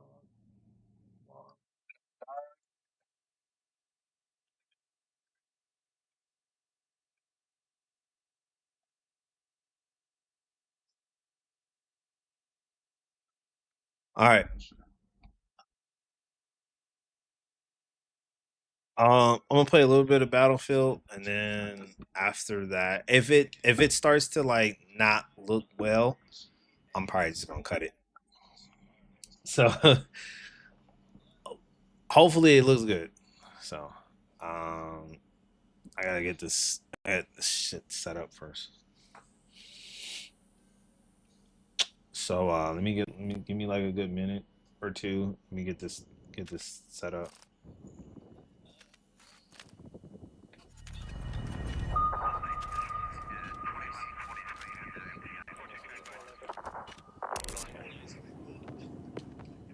All right.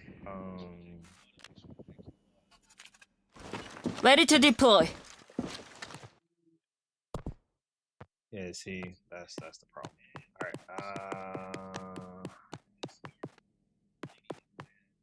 1440p.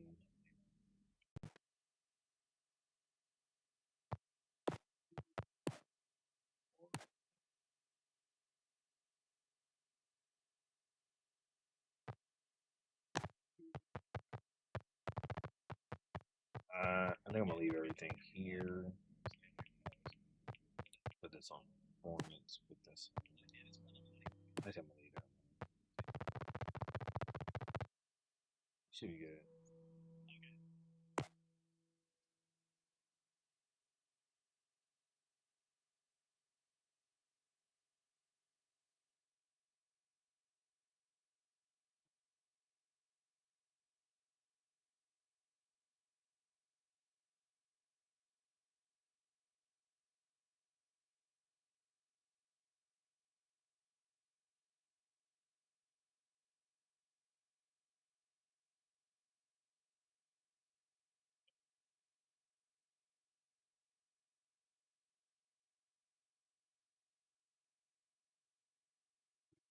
Close this.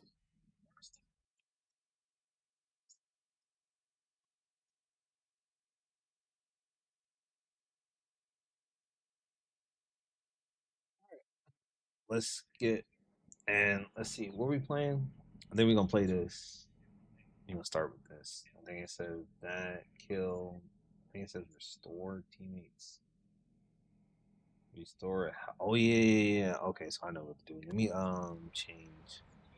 Let me be support, and then let me see what I want to use. What kind of I think I want to use this gun, or do I want to use the? Let me use this gun because this gun was cooking. You know what? I'm gonna leave. I'm gonna leave it. I'm gonna leave it. I do need to change this though. We're gonna rerun and support. But this is smoke though. This is smoke. I'm gonna run this. We're gonna run the meta thing. All right. We gonna play. We gonna play break.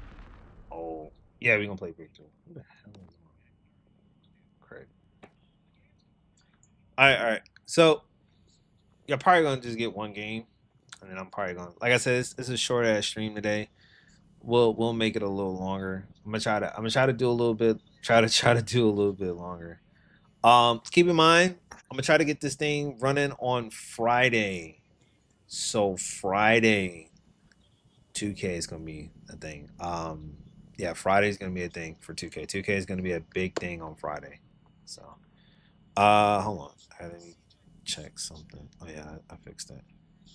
Yeah, I fixed it. So, I don't know. This ain't. Now, I'm not gonna lie. This all indicates I gotta get a match on here though. This thing let me get a match on here. Like, what's going on? Yeah, I gotta play around it. There you go. That's all I need. I need one match. One match. I don't think a lot of people like this map, but like, nigga, I want to just play a match on this map. I don't care if we win or lose.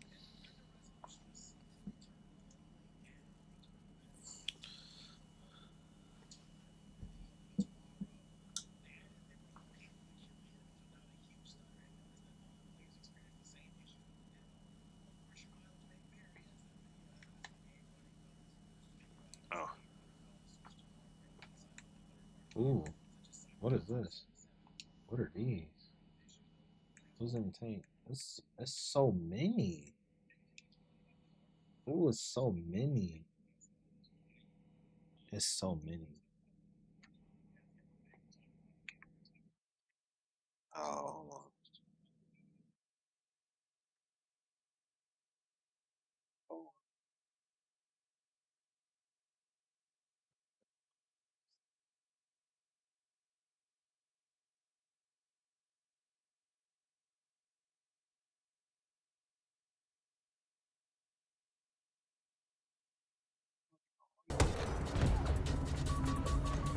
There you go.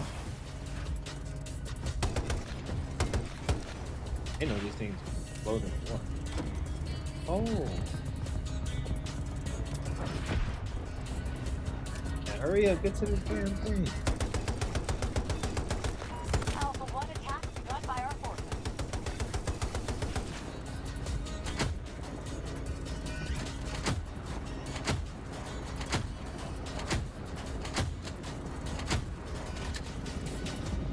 Can't see. I can't fucking see. Die, motherfuckers, die.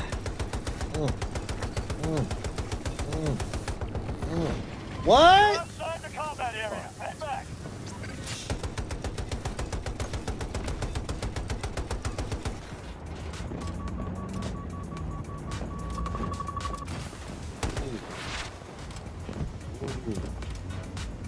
Damn, I don't want to leave this dude, but he got music playing. I gotta turn that on.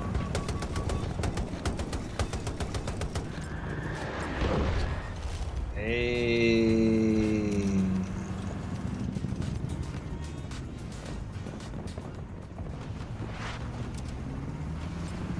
Somebody gonna get in here with me? Somebody gonna get in here for me? Because I'm not an engineer. I'm nowhere near an engineer. All objectives captured. Sector Oh.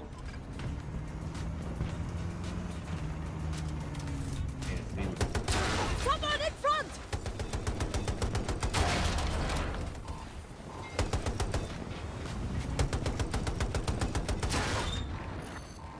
Please return to the engagement area.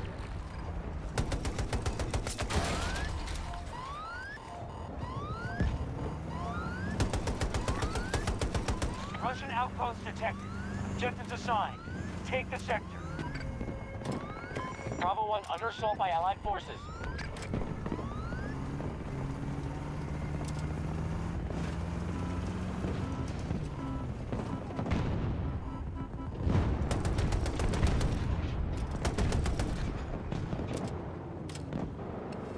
Located transportation! Why he wants to drive it? Drive, you bum! You don't know how to drive?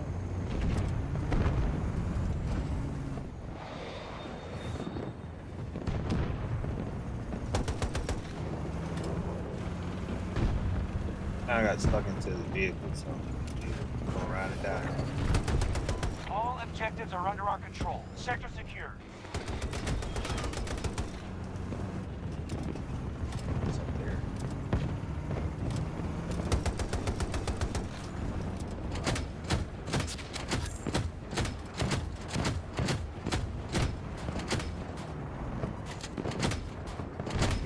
Wonderful!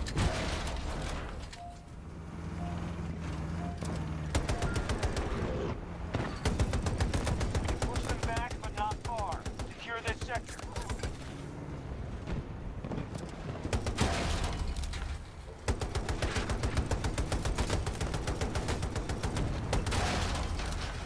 Oh, I'm getting bugged. Oh, scheiße!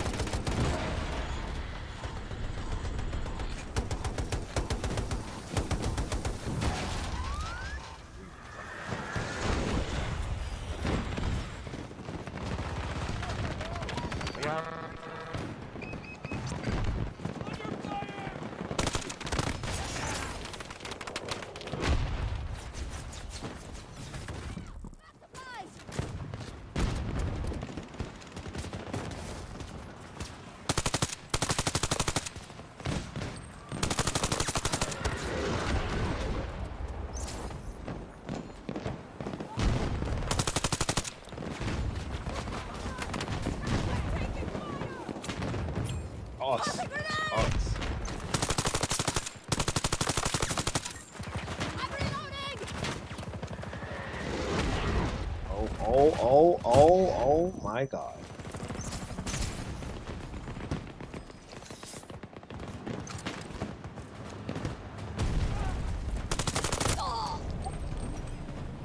Come on.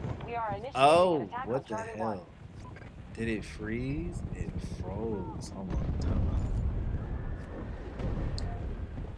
Hold on. Let me, Requesting medical aid!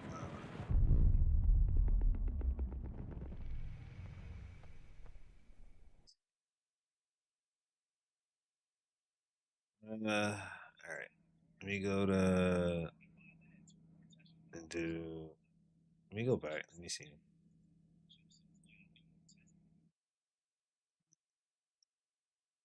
Okay. Is it working? Yeah, I don't think it's working. Okay, so we just gotta do that. Oh, it's not working.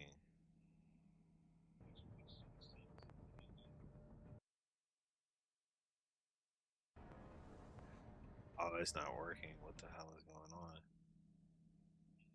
Oh man, what the hell is going on? Oh man, it's not working. All right, I'm gonna have to fix it after this. Yeah, I'm gonna have to fix it after this, man. I'm gonna have to fix it. Russian forces are dug in here.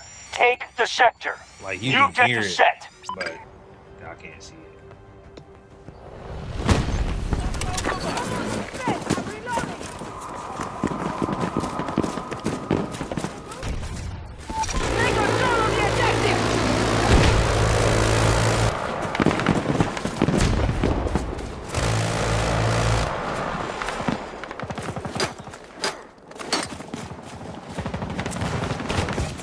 Oh, it's too many.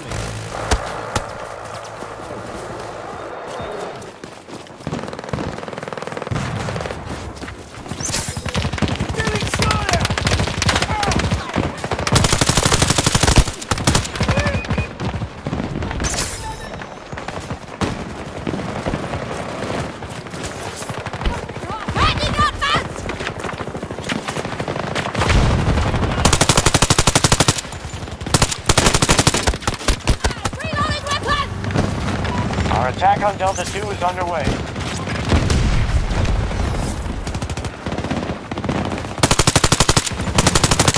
Clean hit! Hostile down!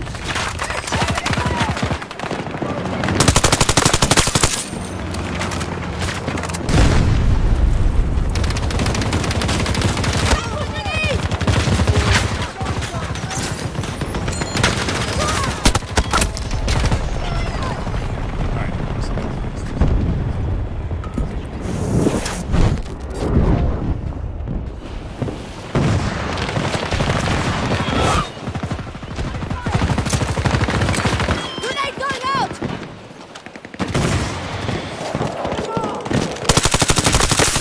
One down!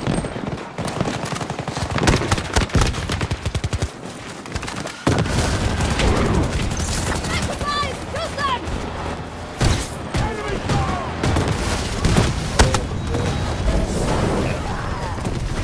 We are securing Delta 2. Troops on site. I'm fucking dead. All right. Let me see something, man. Let me see something. Let me see something. Let me see something. Let me see if I can fix this because this thing is not working.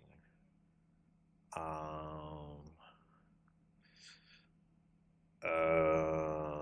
don't know. Why is it not working? I don't know. Like it just froze. Like I'm gonna have to exit. Oh man, I'm not. Y'all gonna have to deal with it, man. I'm sorry. I'm so sorry. Y'all just gonna deal with me looking at playing Battlefield. I'll fix it up. It's one of these matches. I'll have to play another match.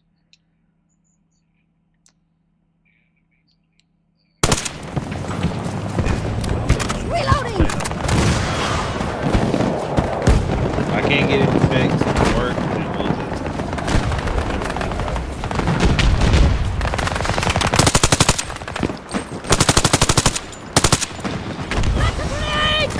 We now control Delta 2.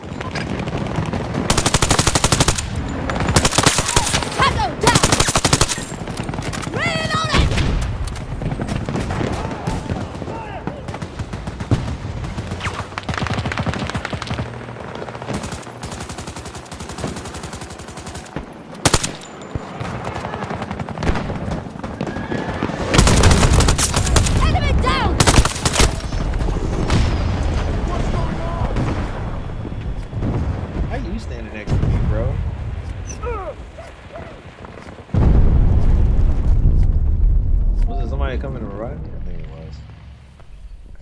Get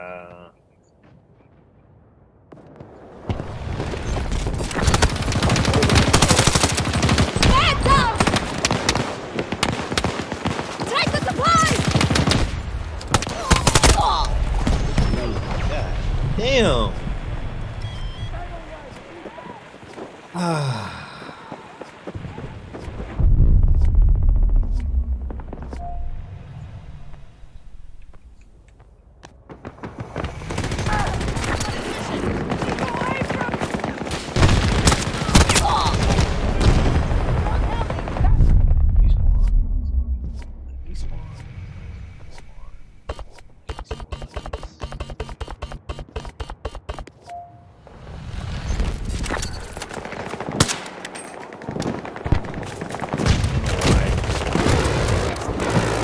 They're attacking one of our objectives.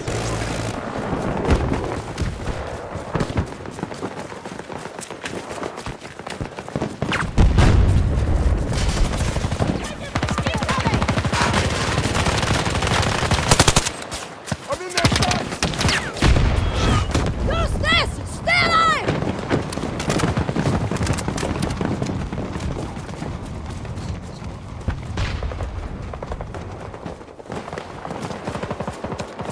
The reason why I'm not coming out of this game right now is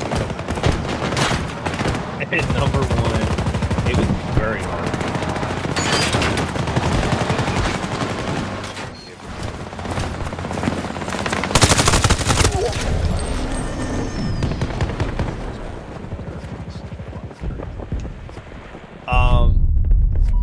Yeah, so one of our objectives.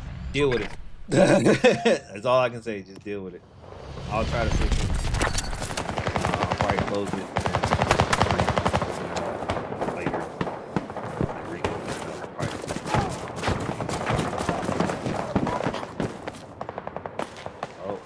Taking significant casualties.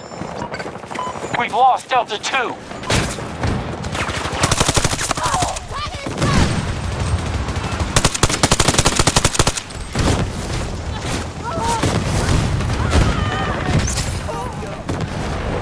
Take what you need! They have Delta 2. Reviving wounded!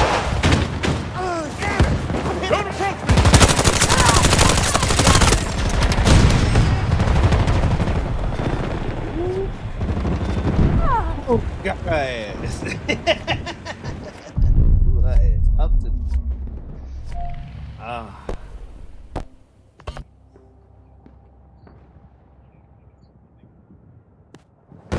Delta 1 is under our control. Enemy's hit.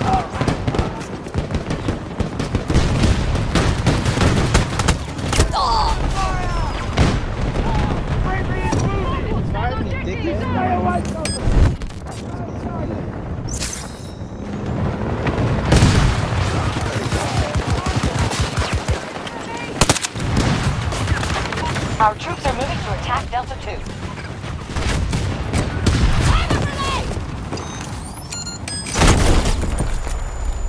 Fucking tanks. Ah, these engineers. Man. This would definitely be a great map for the engineers. Definitely. This would definitely be a great map for engineers.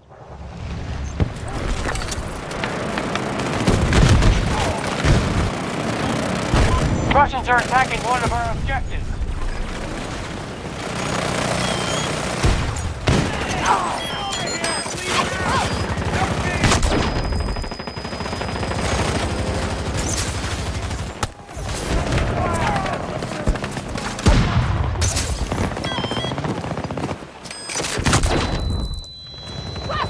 Take some! They're engaging me. We are moving to seize Delta 2.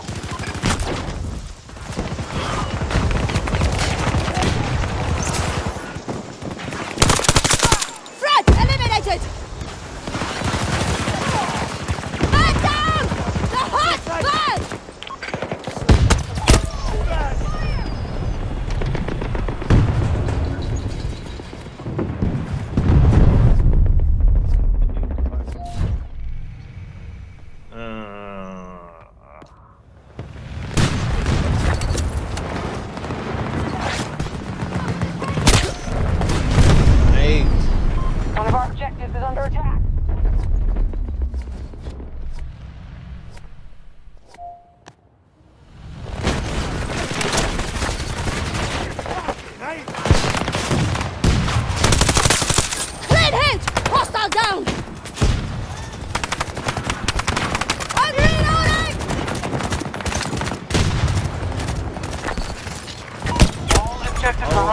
control. The sector is ours.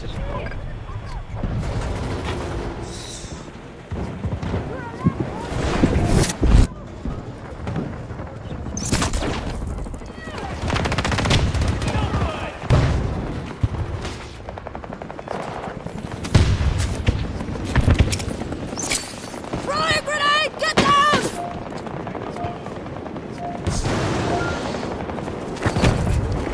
Russian troops have mounted defenses.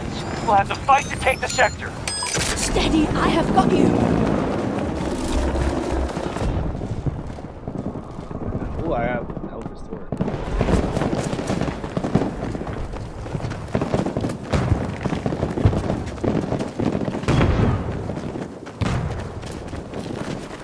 I'm taking fire!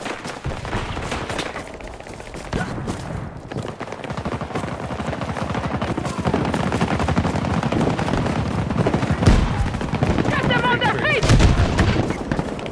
Coming, bitch. I'm coming. I'll get you up.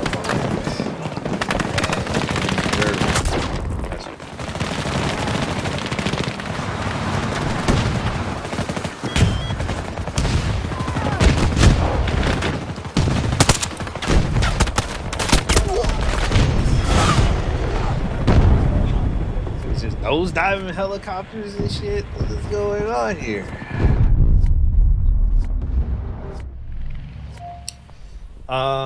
No, it was one spot too. Yo, one more. How many more? We are This is the hitting thing I like Echo about 1. Battlefield 6 though. It tells you how many spots.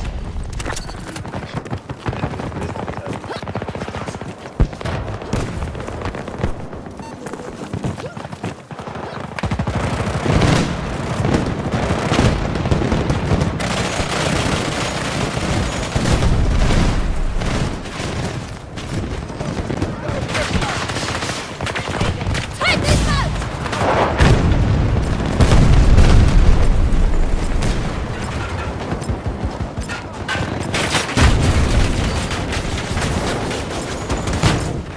My God.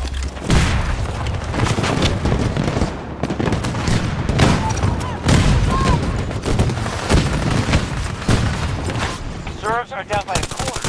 Looks to be a tough fight.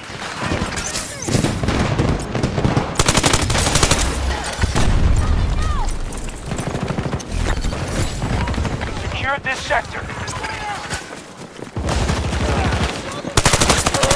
Stand down!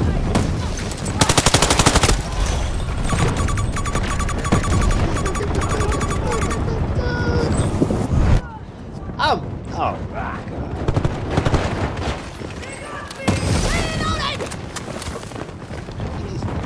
They revived me and that killed the dude.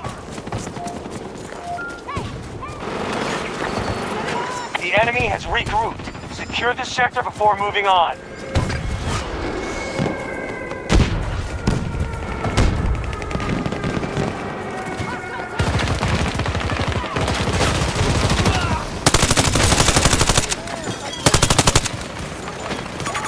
Caution!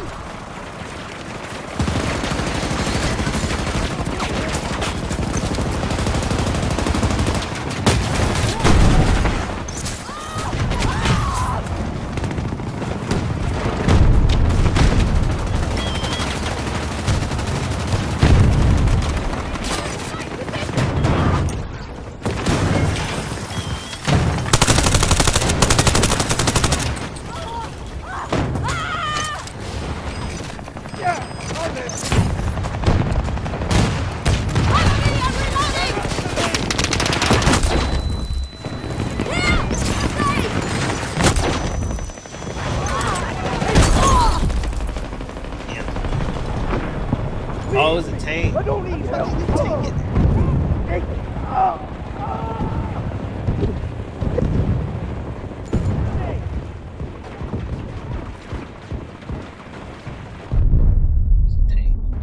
Alright,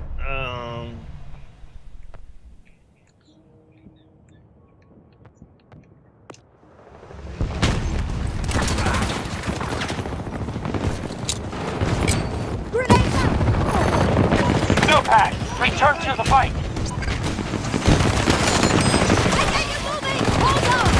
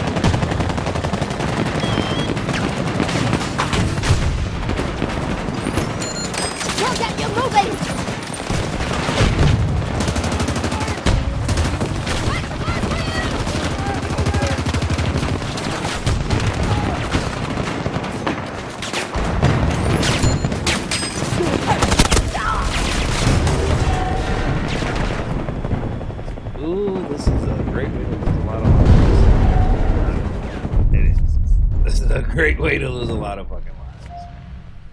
Man, this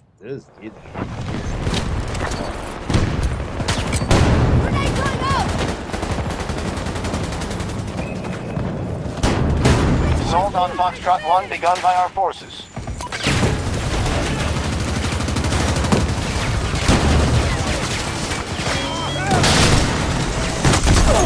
Oh man.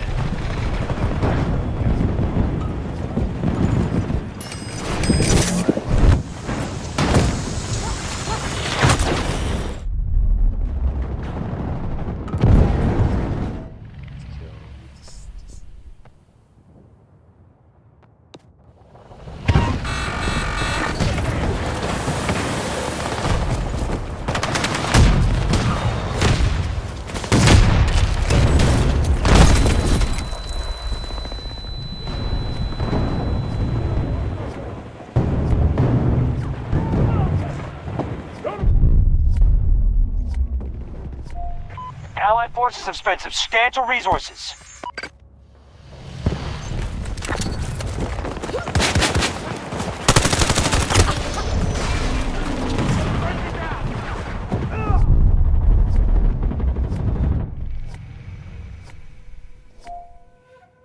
Foxtrot 1 is now being secured.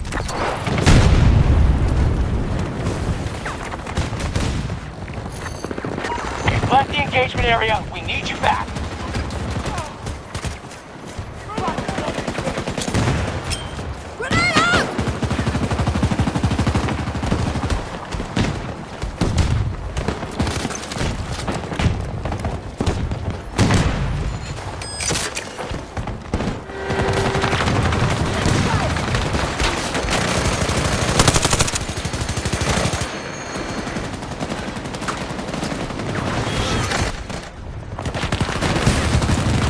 Foxtrot 1, assault initiated by our troops.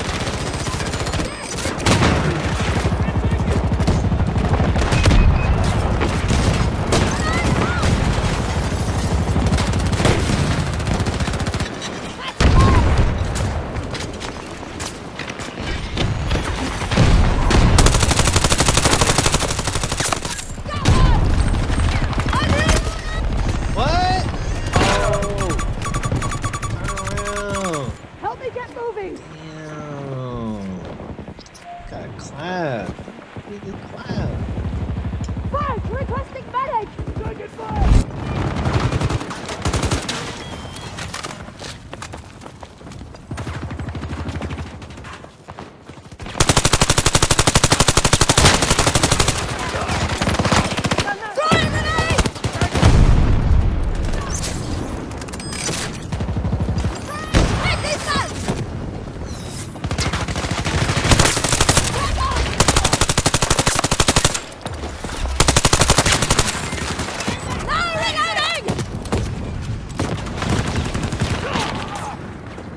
Stay away! Stay back!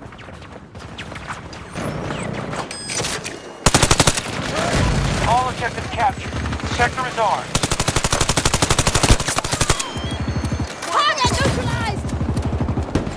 One more? Oh what? Yeah. Y'all just trying to deal with it. I didn't think this map.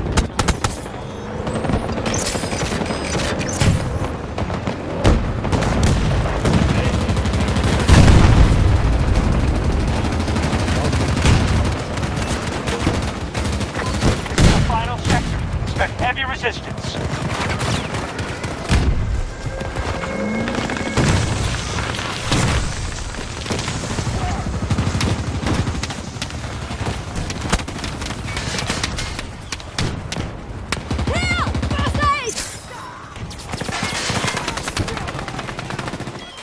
We have wounded!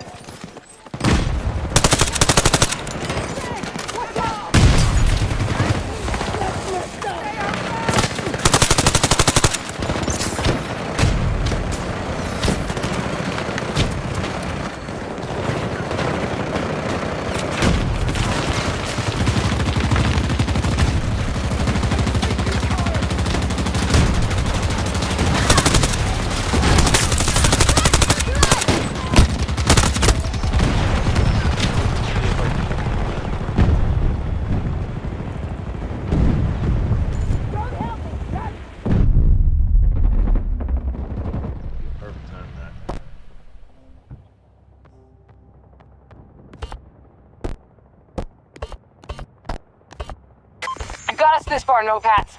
Just a little farther.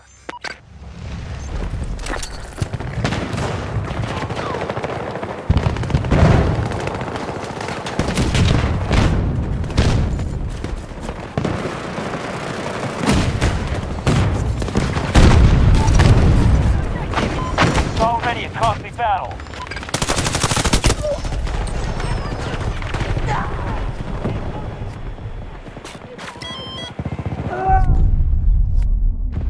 Oh, you know what? I forgot to. I need teammates to fucking stay still.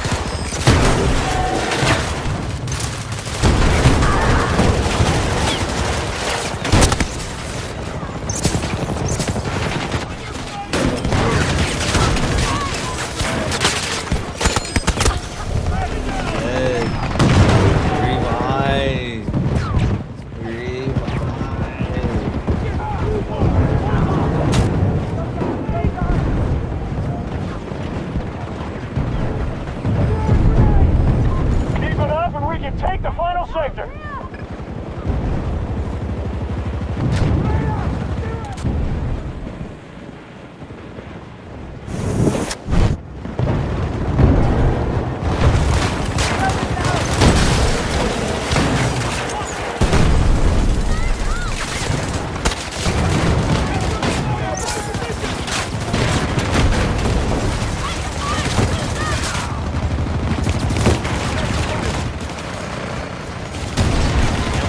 To secure the final sector. Do whatever you have to.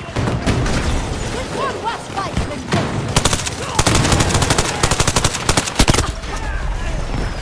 Need a medic! Need assistance!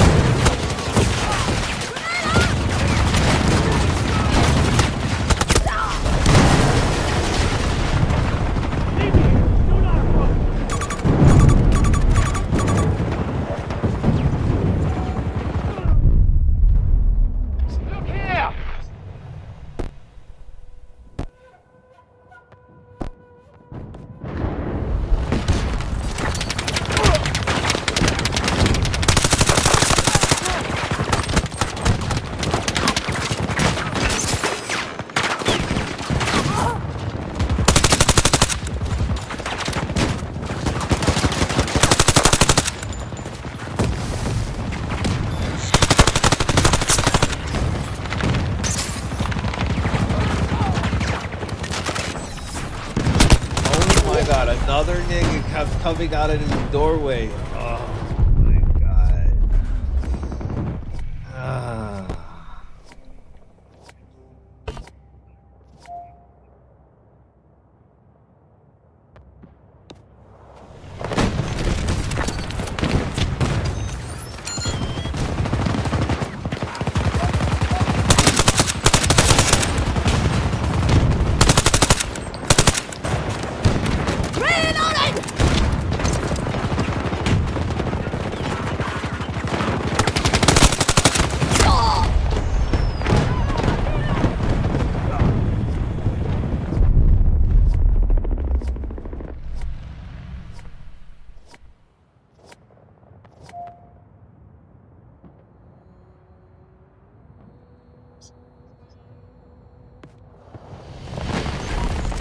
Roger, we're at half strength. Clean hit! Hostile down! We're almost through their last defenses. I'm reloading!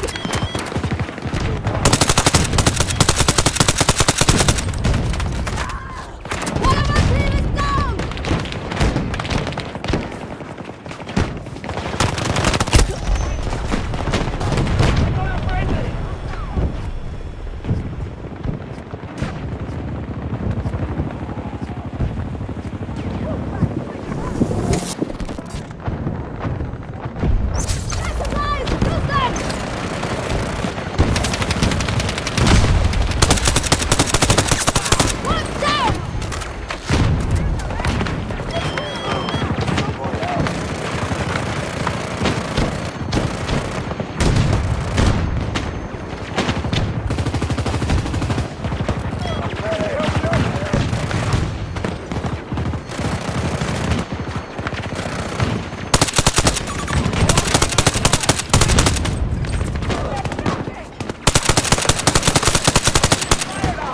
One moment! Reloading!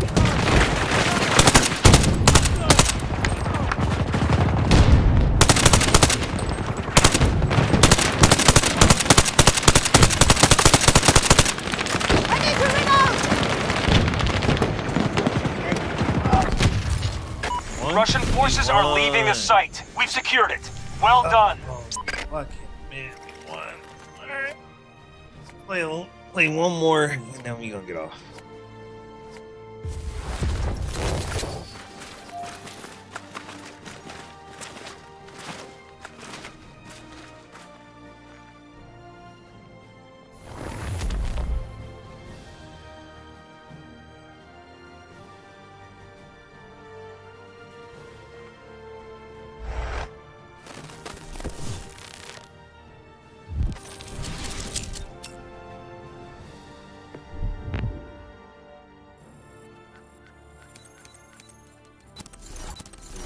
Ooh.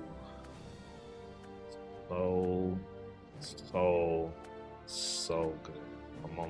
I'm like literally 2 ticks away from getting this thing. um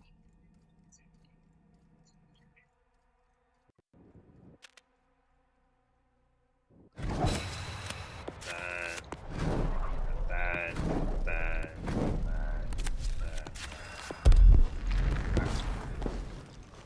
Maria Falk reporting for duty. Yeah. All right, let me close this out. All right. I'm out to use the bathroom real quick, so I'll be right back.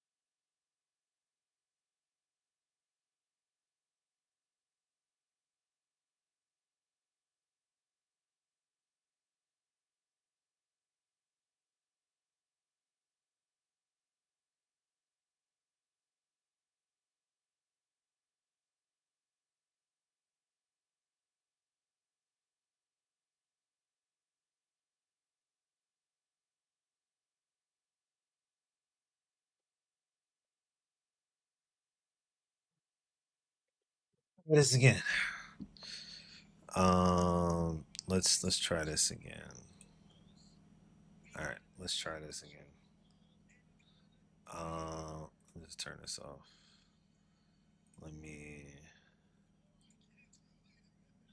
Let's try this again. EA.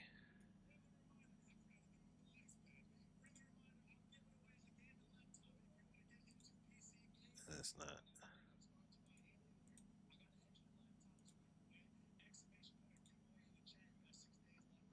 What the fuck's going on? It's not doing anything either.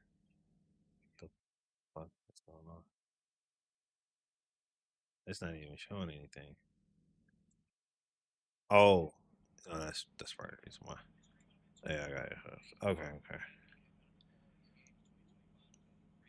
Um, let's leave it. All right, let's try this one more time.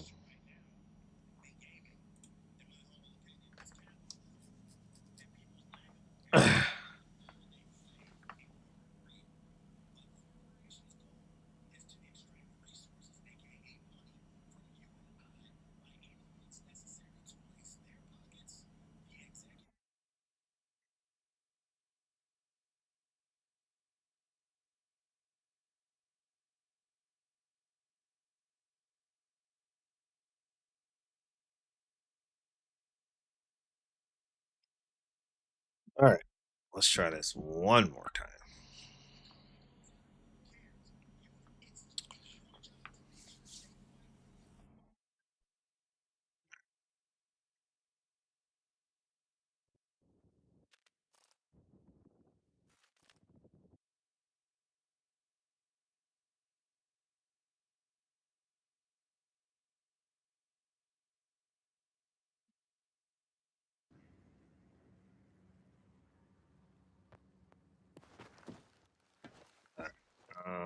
Let's get started.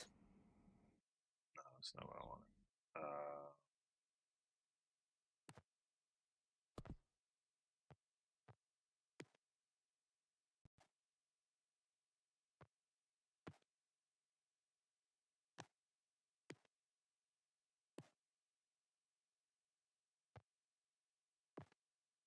All right, let's see if this is gonna work this time.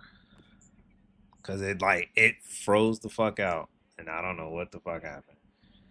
All right, so what else do I need? It it says so I did all that. So what it say? It says spot enemy or vehicles. So I think I can do that. Spawn on teammates and then capture and neutralize. Capture or neutralize. So it's just capture and neutralize. Okay. So we can do that, and then I'll probably have to get back on and do breakthrough. All right, let me see if I can get this thing to work.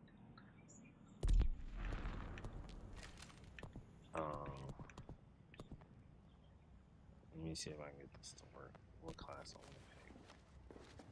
Yeah, I was using LMG yesterday. So, don't really want to continue to use this LMG gun.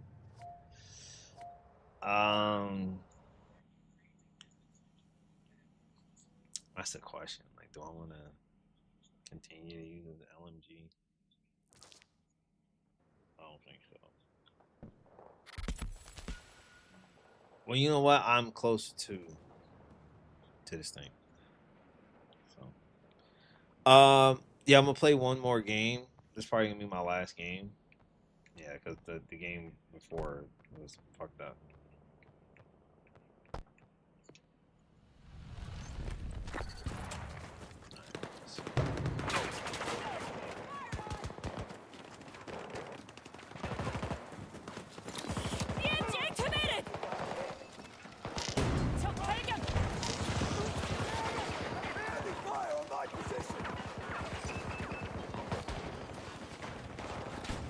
Oh, they jammed it.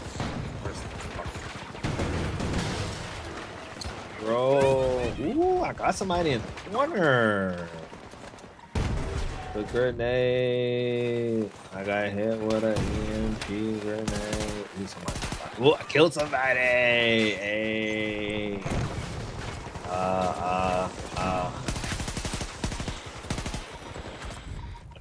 Oh shit. What? What was there? There's another nigga crawling? Come on. They're weaker than when they started. Keep hitting them. Alright. Spotted. Spotted. Yeah, it's gonna be a while. Oh my god.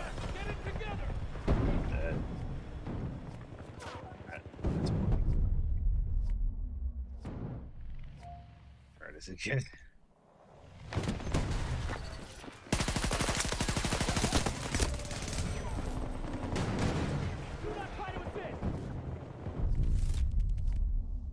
Situation. What? Task force is running smoothly, sir. They're holding objectives. We now occupy Sector Charlie.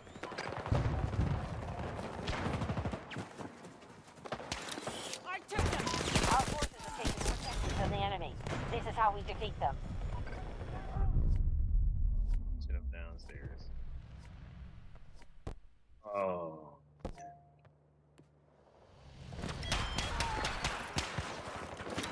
Scanning for hostiles! I see you.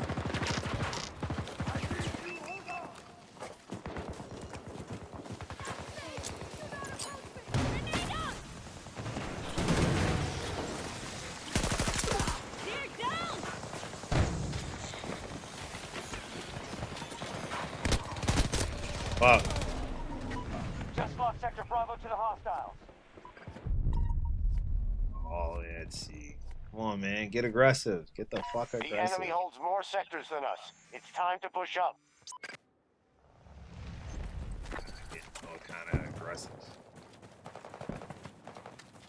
Oh, you're fighting for siege.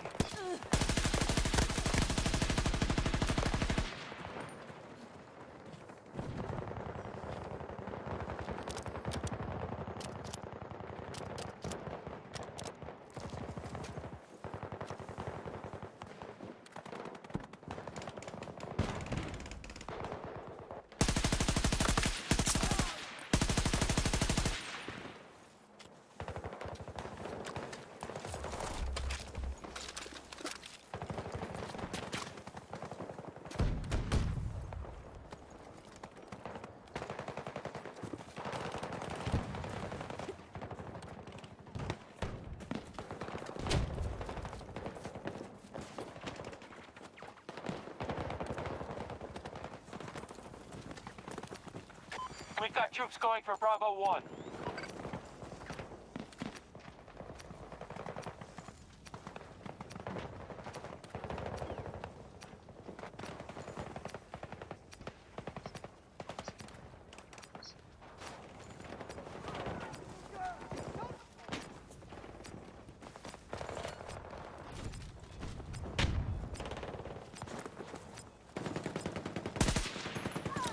Scanning for hostiles!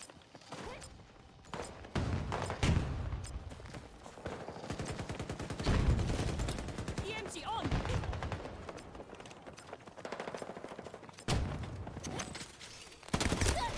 I knew it. Oh, I'm sorry.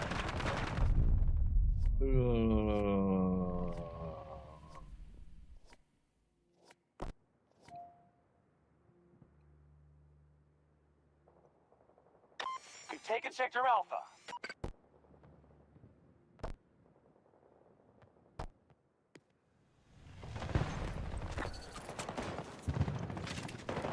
Charlie 1 under assault.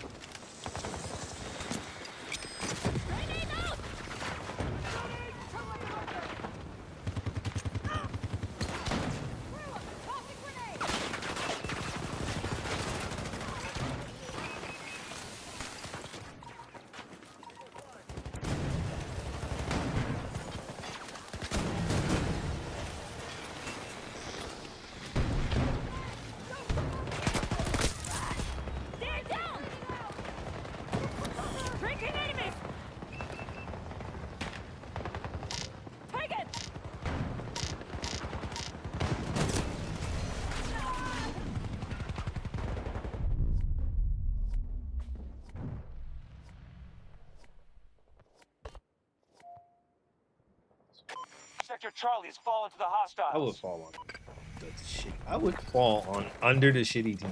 I would fall right under the shitty team. Yep. Everybody on the team shitty. Allied troops targeting Bravo Yep. 1. Everybody's on the team shitty. The Russians have swept the Well, map. y'all just get to see the worst of it.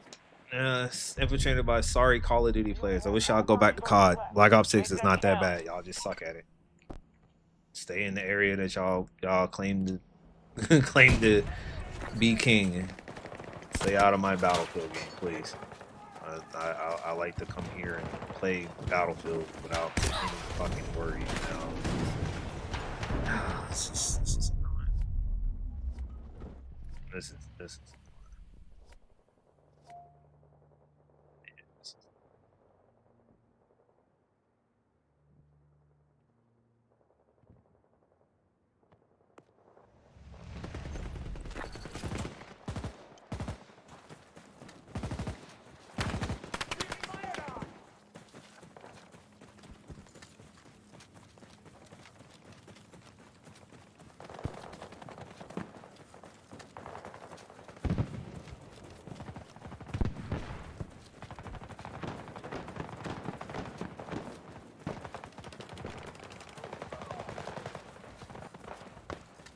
We've got nothing left to spare. Fight to win.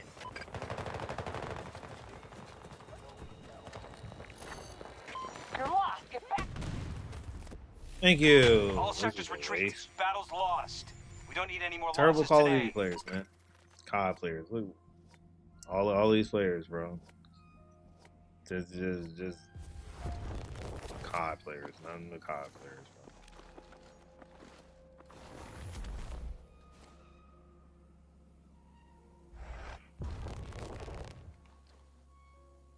Anyway, that's it. I'm done. Oh, and then he ends the stream.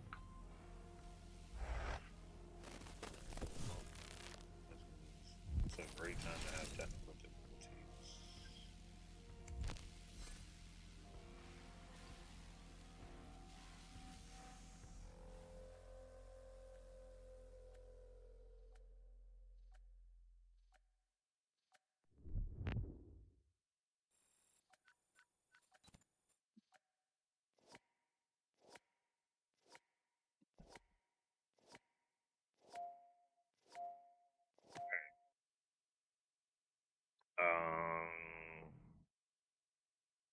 Nah, it works.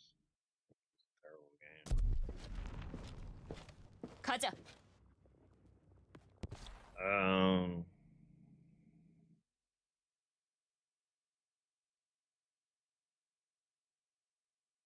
Is he gonna delete it? I hope he gonna delete it. Yeah, I hope he doesn't delete it. Yeah. Yeah, he ain't do it. I'm gonna hold on to this one. If he doesn't, yeah. Watch that. Hold on. Look at it.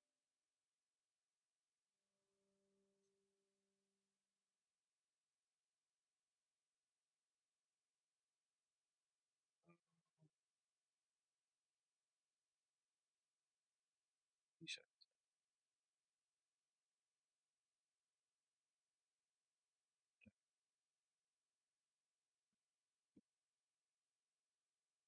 Right.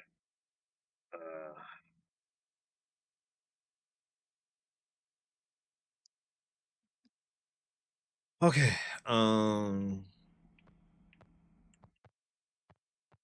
Do one more. One more.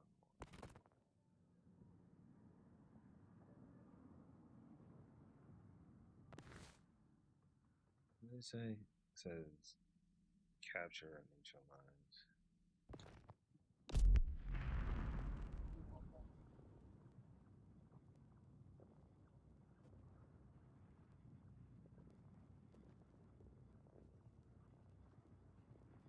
Get some good teammates, man.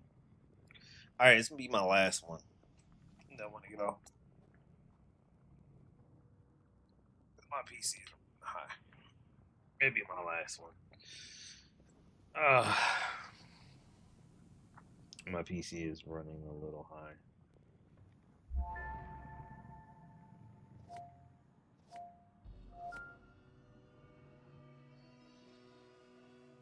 back? He's back. All right. Let's go back on the phone.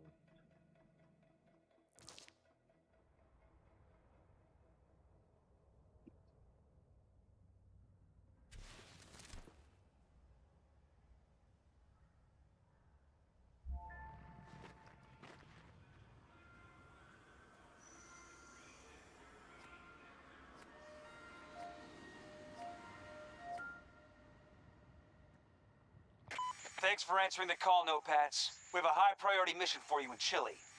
The U.S. has been assisting local militias in keeping clean water flowing throughout the Atacama Desert, but the TPC caught wind of it. This water source is irreplaceable. Without it, we could lose our foothold in the entire country. Join our forces on the ground and destroy the Coalition's offense.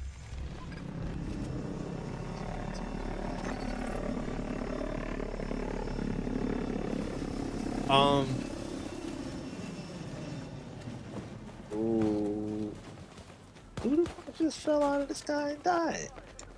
No, I need that. I need it. Don't you take it away from me. Run. Run. Run. Damn it. Sector Alpha now secure. Fucking go to damn D1, bitches. Keep us Everybody go updated. to D1. Great. Everybody's not going to D1. Where do y'all go? What do y'all do?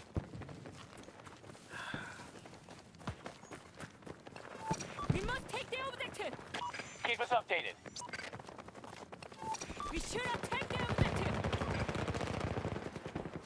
Our troops are advancing on Charlie 1. Got to start securing sectors. Enemy has majority control. Got Sector Bravo.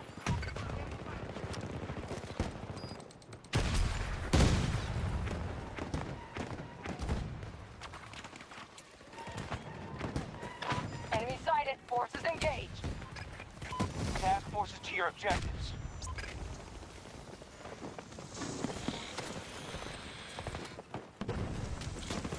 Tracking targets. 찾았다. Enemy down.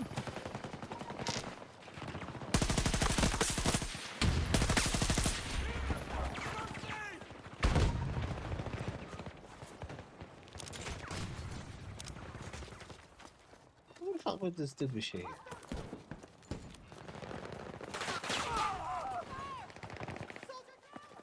Again.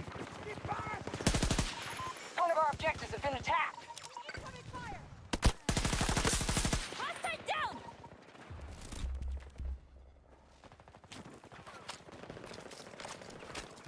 down. Why are we losing though?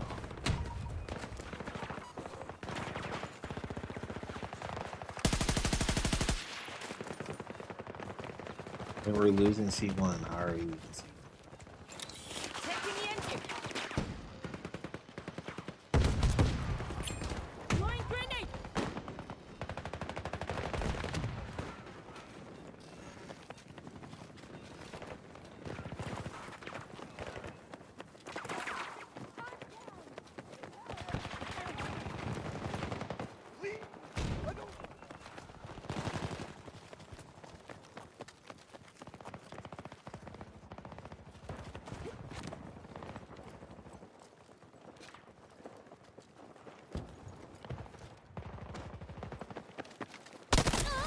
Oh, get the fuck out of here. You ain't nobody was. You didn't know nobody was there. You didn't know I was there. You just ran up and start shooting. Bitch ass nigga. Just firing on me.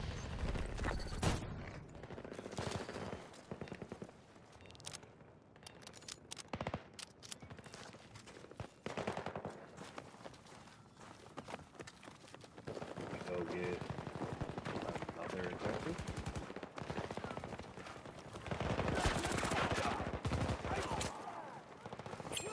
Grenade out.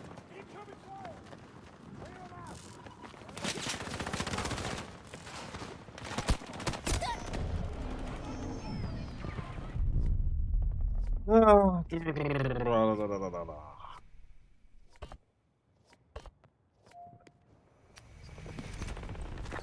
We're not short on resources, but we may be soon. Activating Yeti.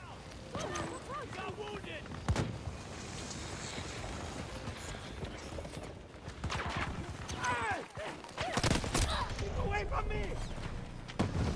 It's a fucking jammer inside.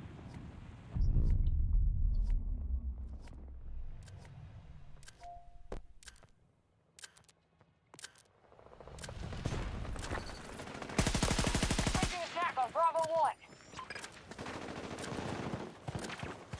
How are we faring so far? Hostiles keep taking objectives. Man, specifier, please.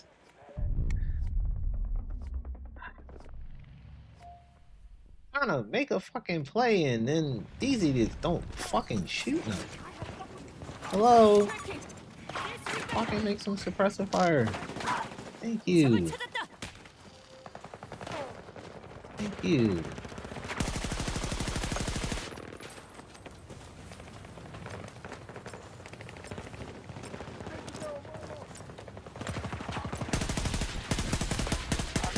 Taking Sector Bravo.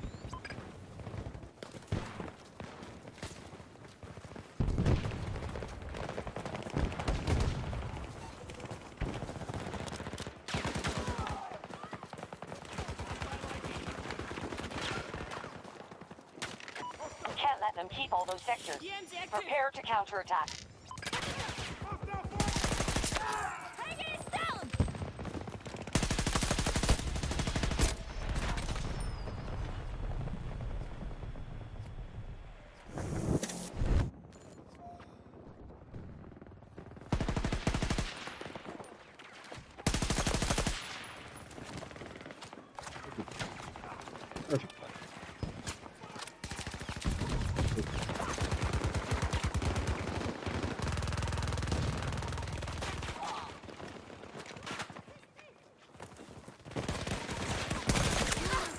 Attack on Charlie 1 initiated by our troops. Let's see what we find here.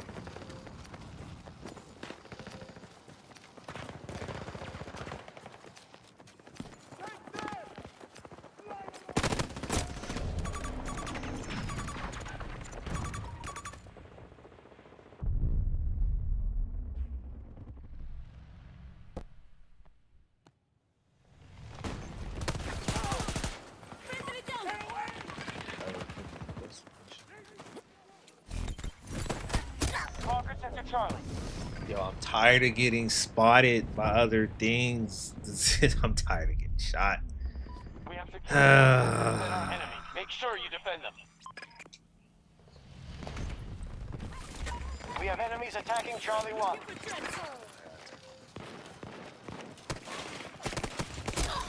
Getting shot at. I am getting shot at. Fucking help me, you turn around, you stupid ass.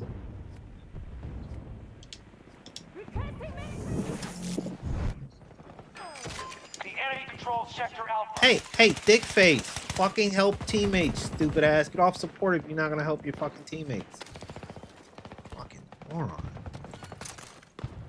Shit irritating my soul half the time.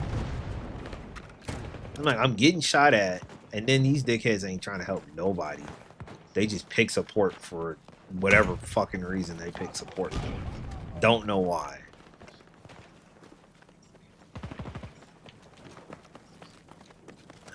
Let's go there.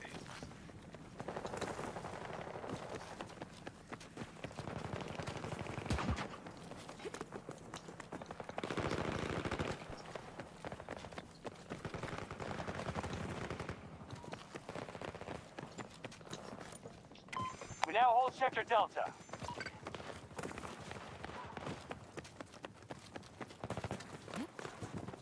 The initiative is ours. We've secured more sectors than them.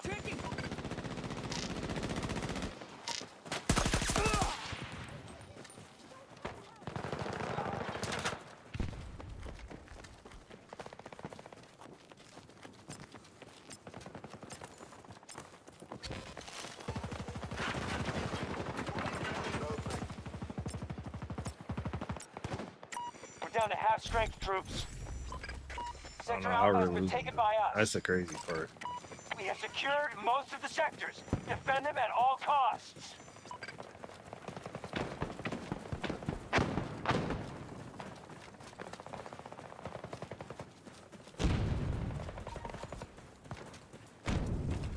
We should move out there. One of our objectives has been lost. EMG on!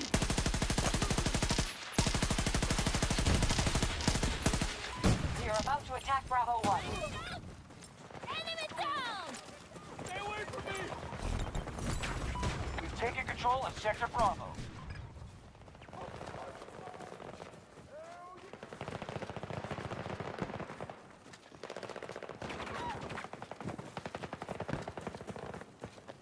Need to catch my breath! Our enemy now holds Sector Delta. Right there! Nearby! Scanning for enemies! 저기 있군!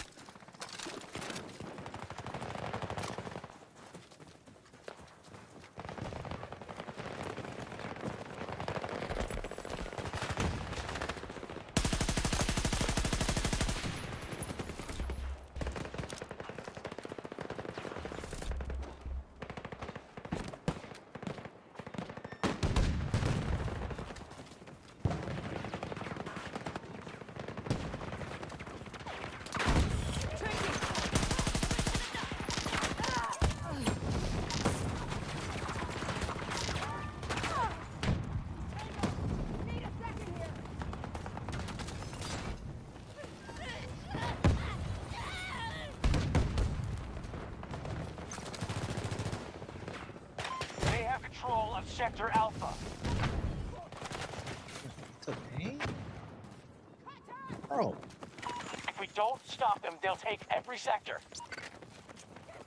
T. Go get A. There you go. Enemies moving on Delta 1.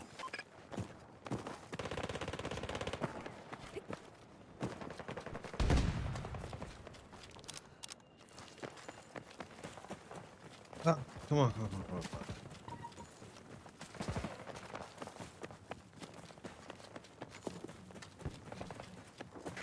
They've captured Sector Bravo. Oh my god. Really? Fucking really. Are we losing? We have a soldier down! I'm here. Don't move. Scanning for targets! 숨어도 소용없어! One down!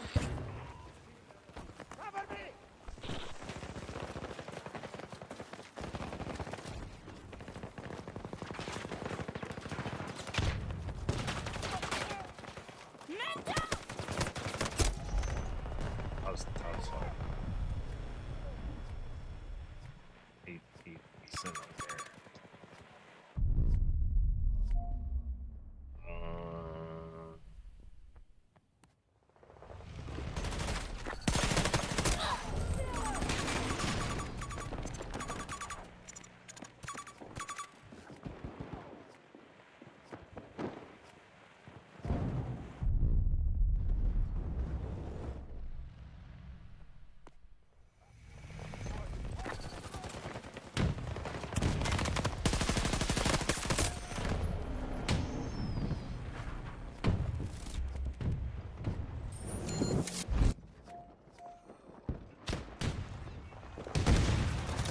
Tracking enemies!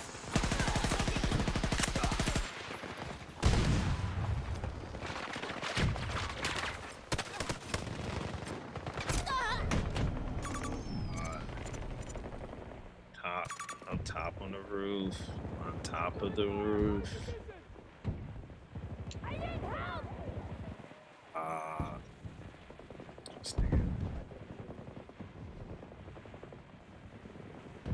Oh boy. The enemy controls Sector Alpha.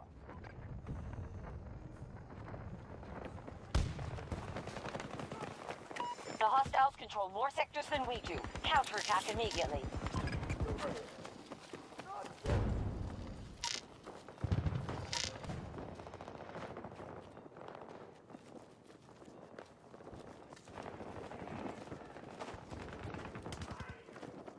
down. Loose pet.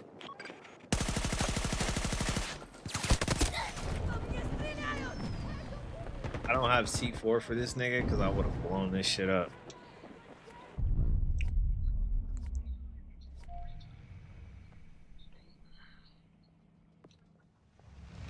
They're attacking one of our objectives.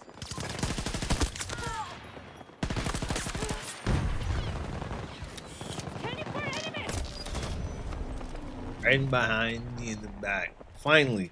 Finally I get the damn. I get it what I want. I get it.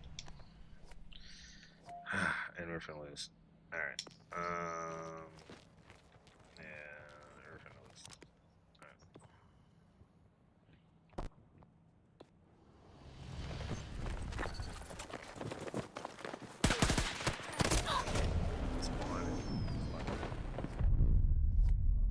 Ah, I'm doing great. Doing absolutely great. Teammates. Snipe ass niggas is at A1 right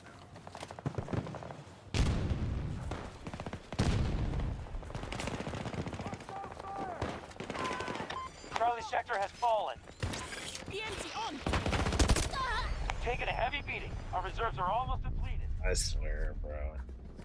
I swear, my teammates sit there and play pity patter with this shit. Like, bro, run up on these niggas, get aggressive, and fucking kill. That's all you gotta do, bro. Niggas don't get aggressive. Niggas sit around and play pity patter. It's like, oh, just...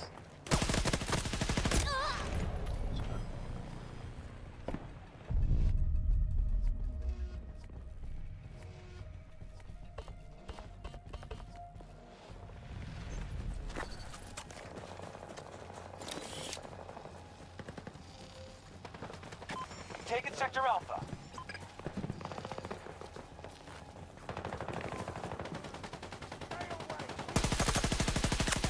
One down. Do or die time.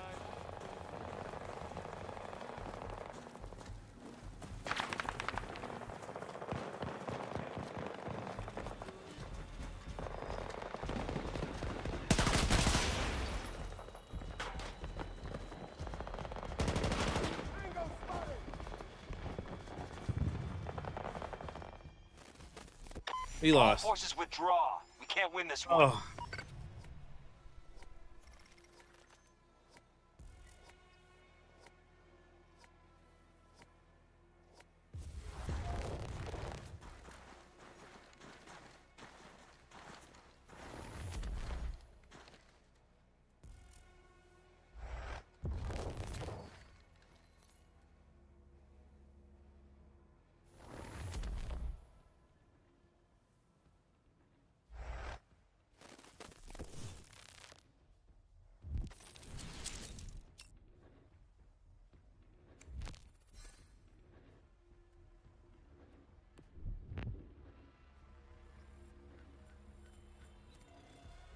So close.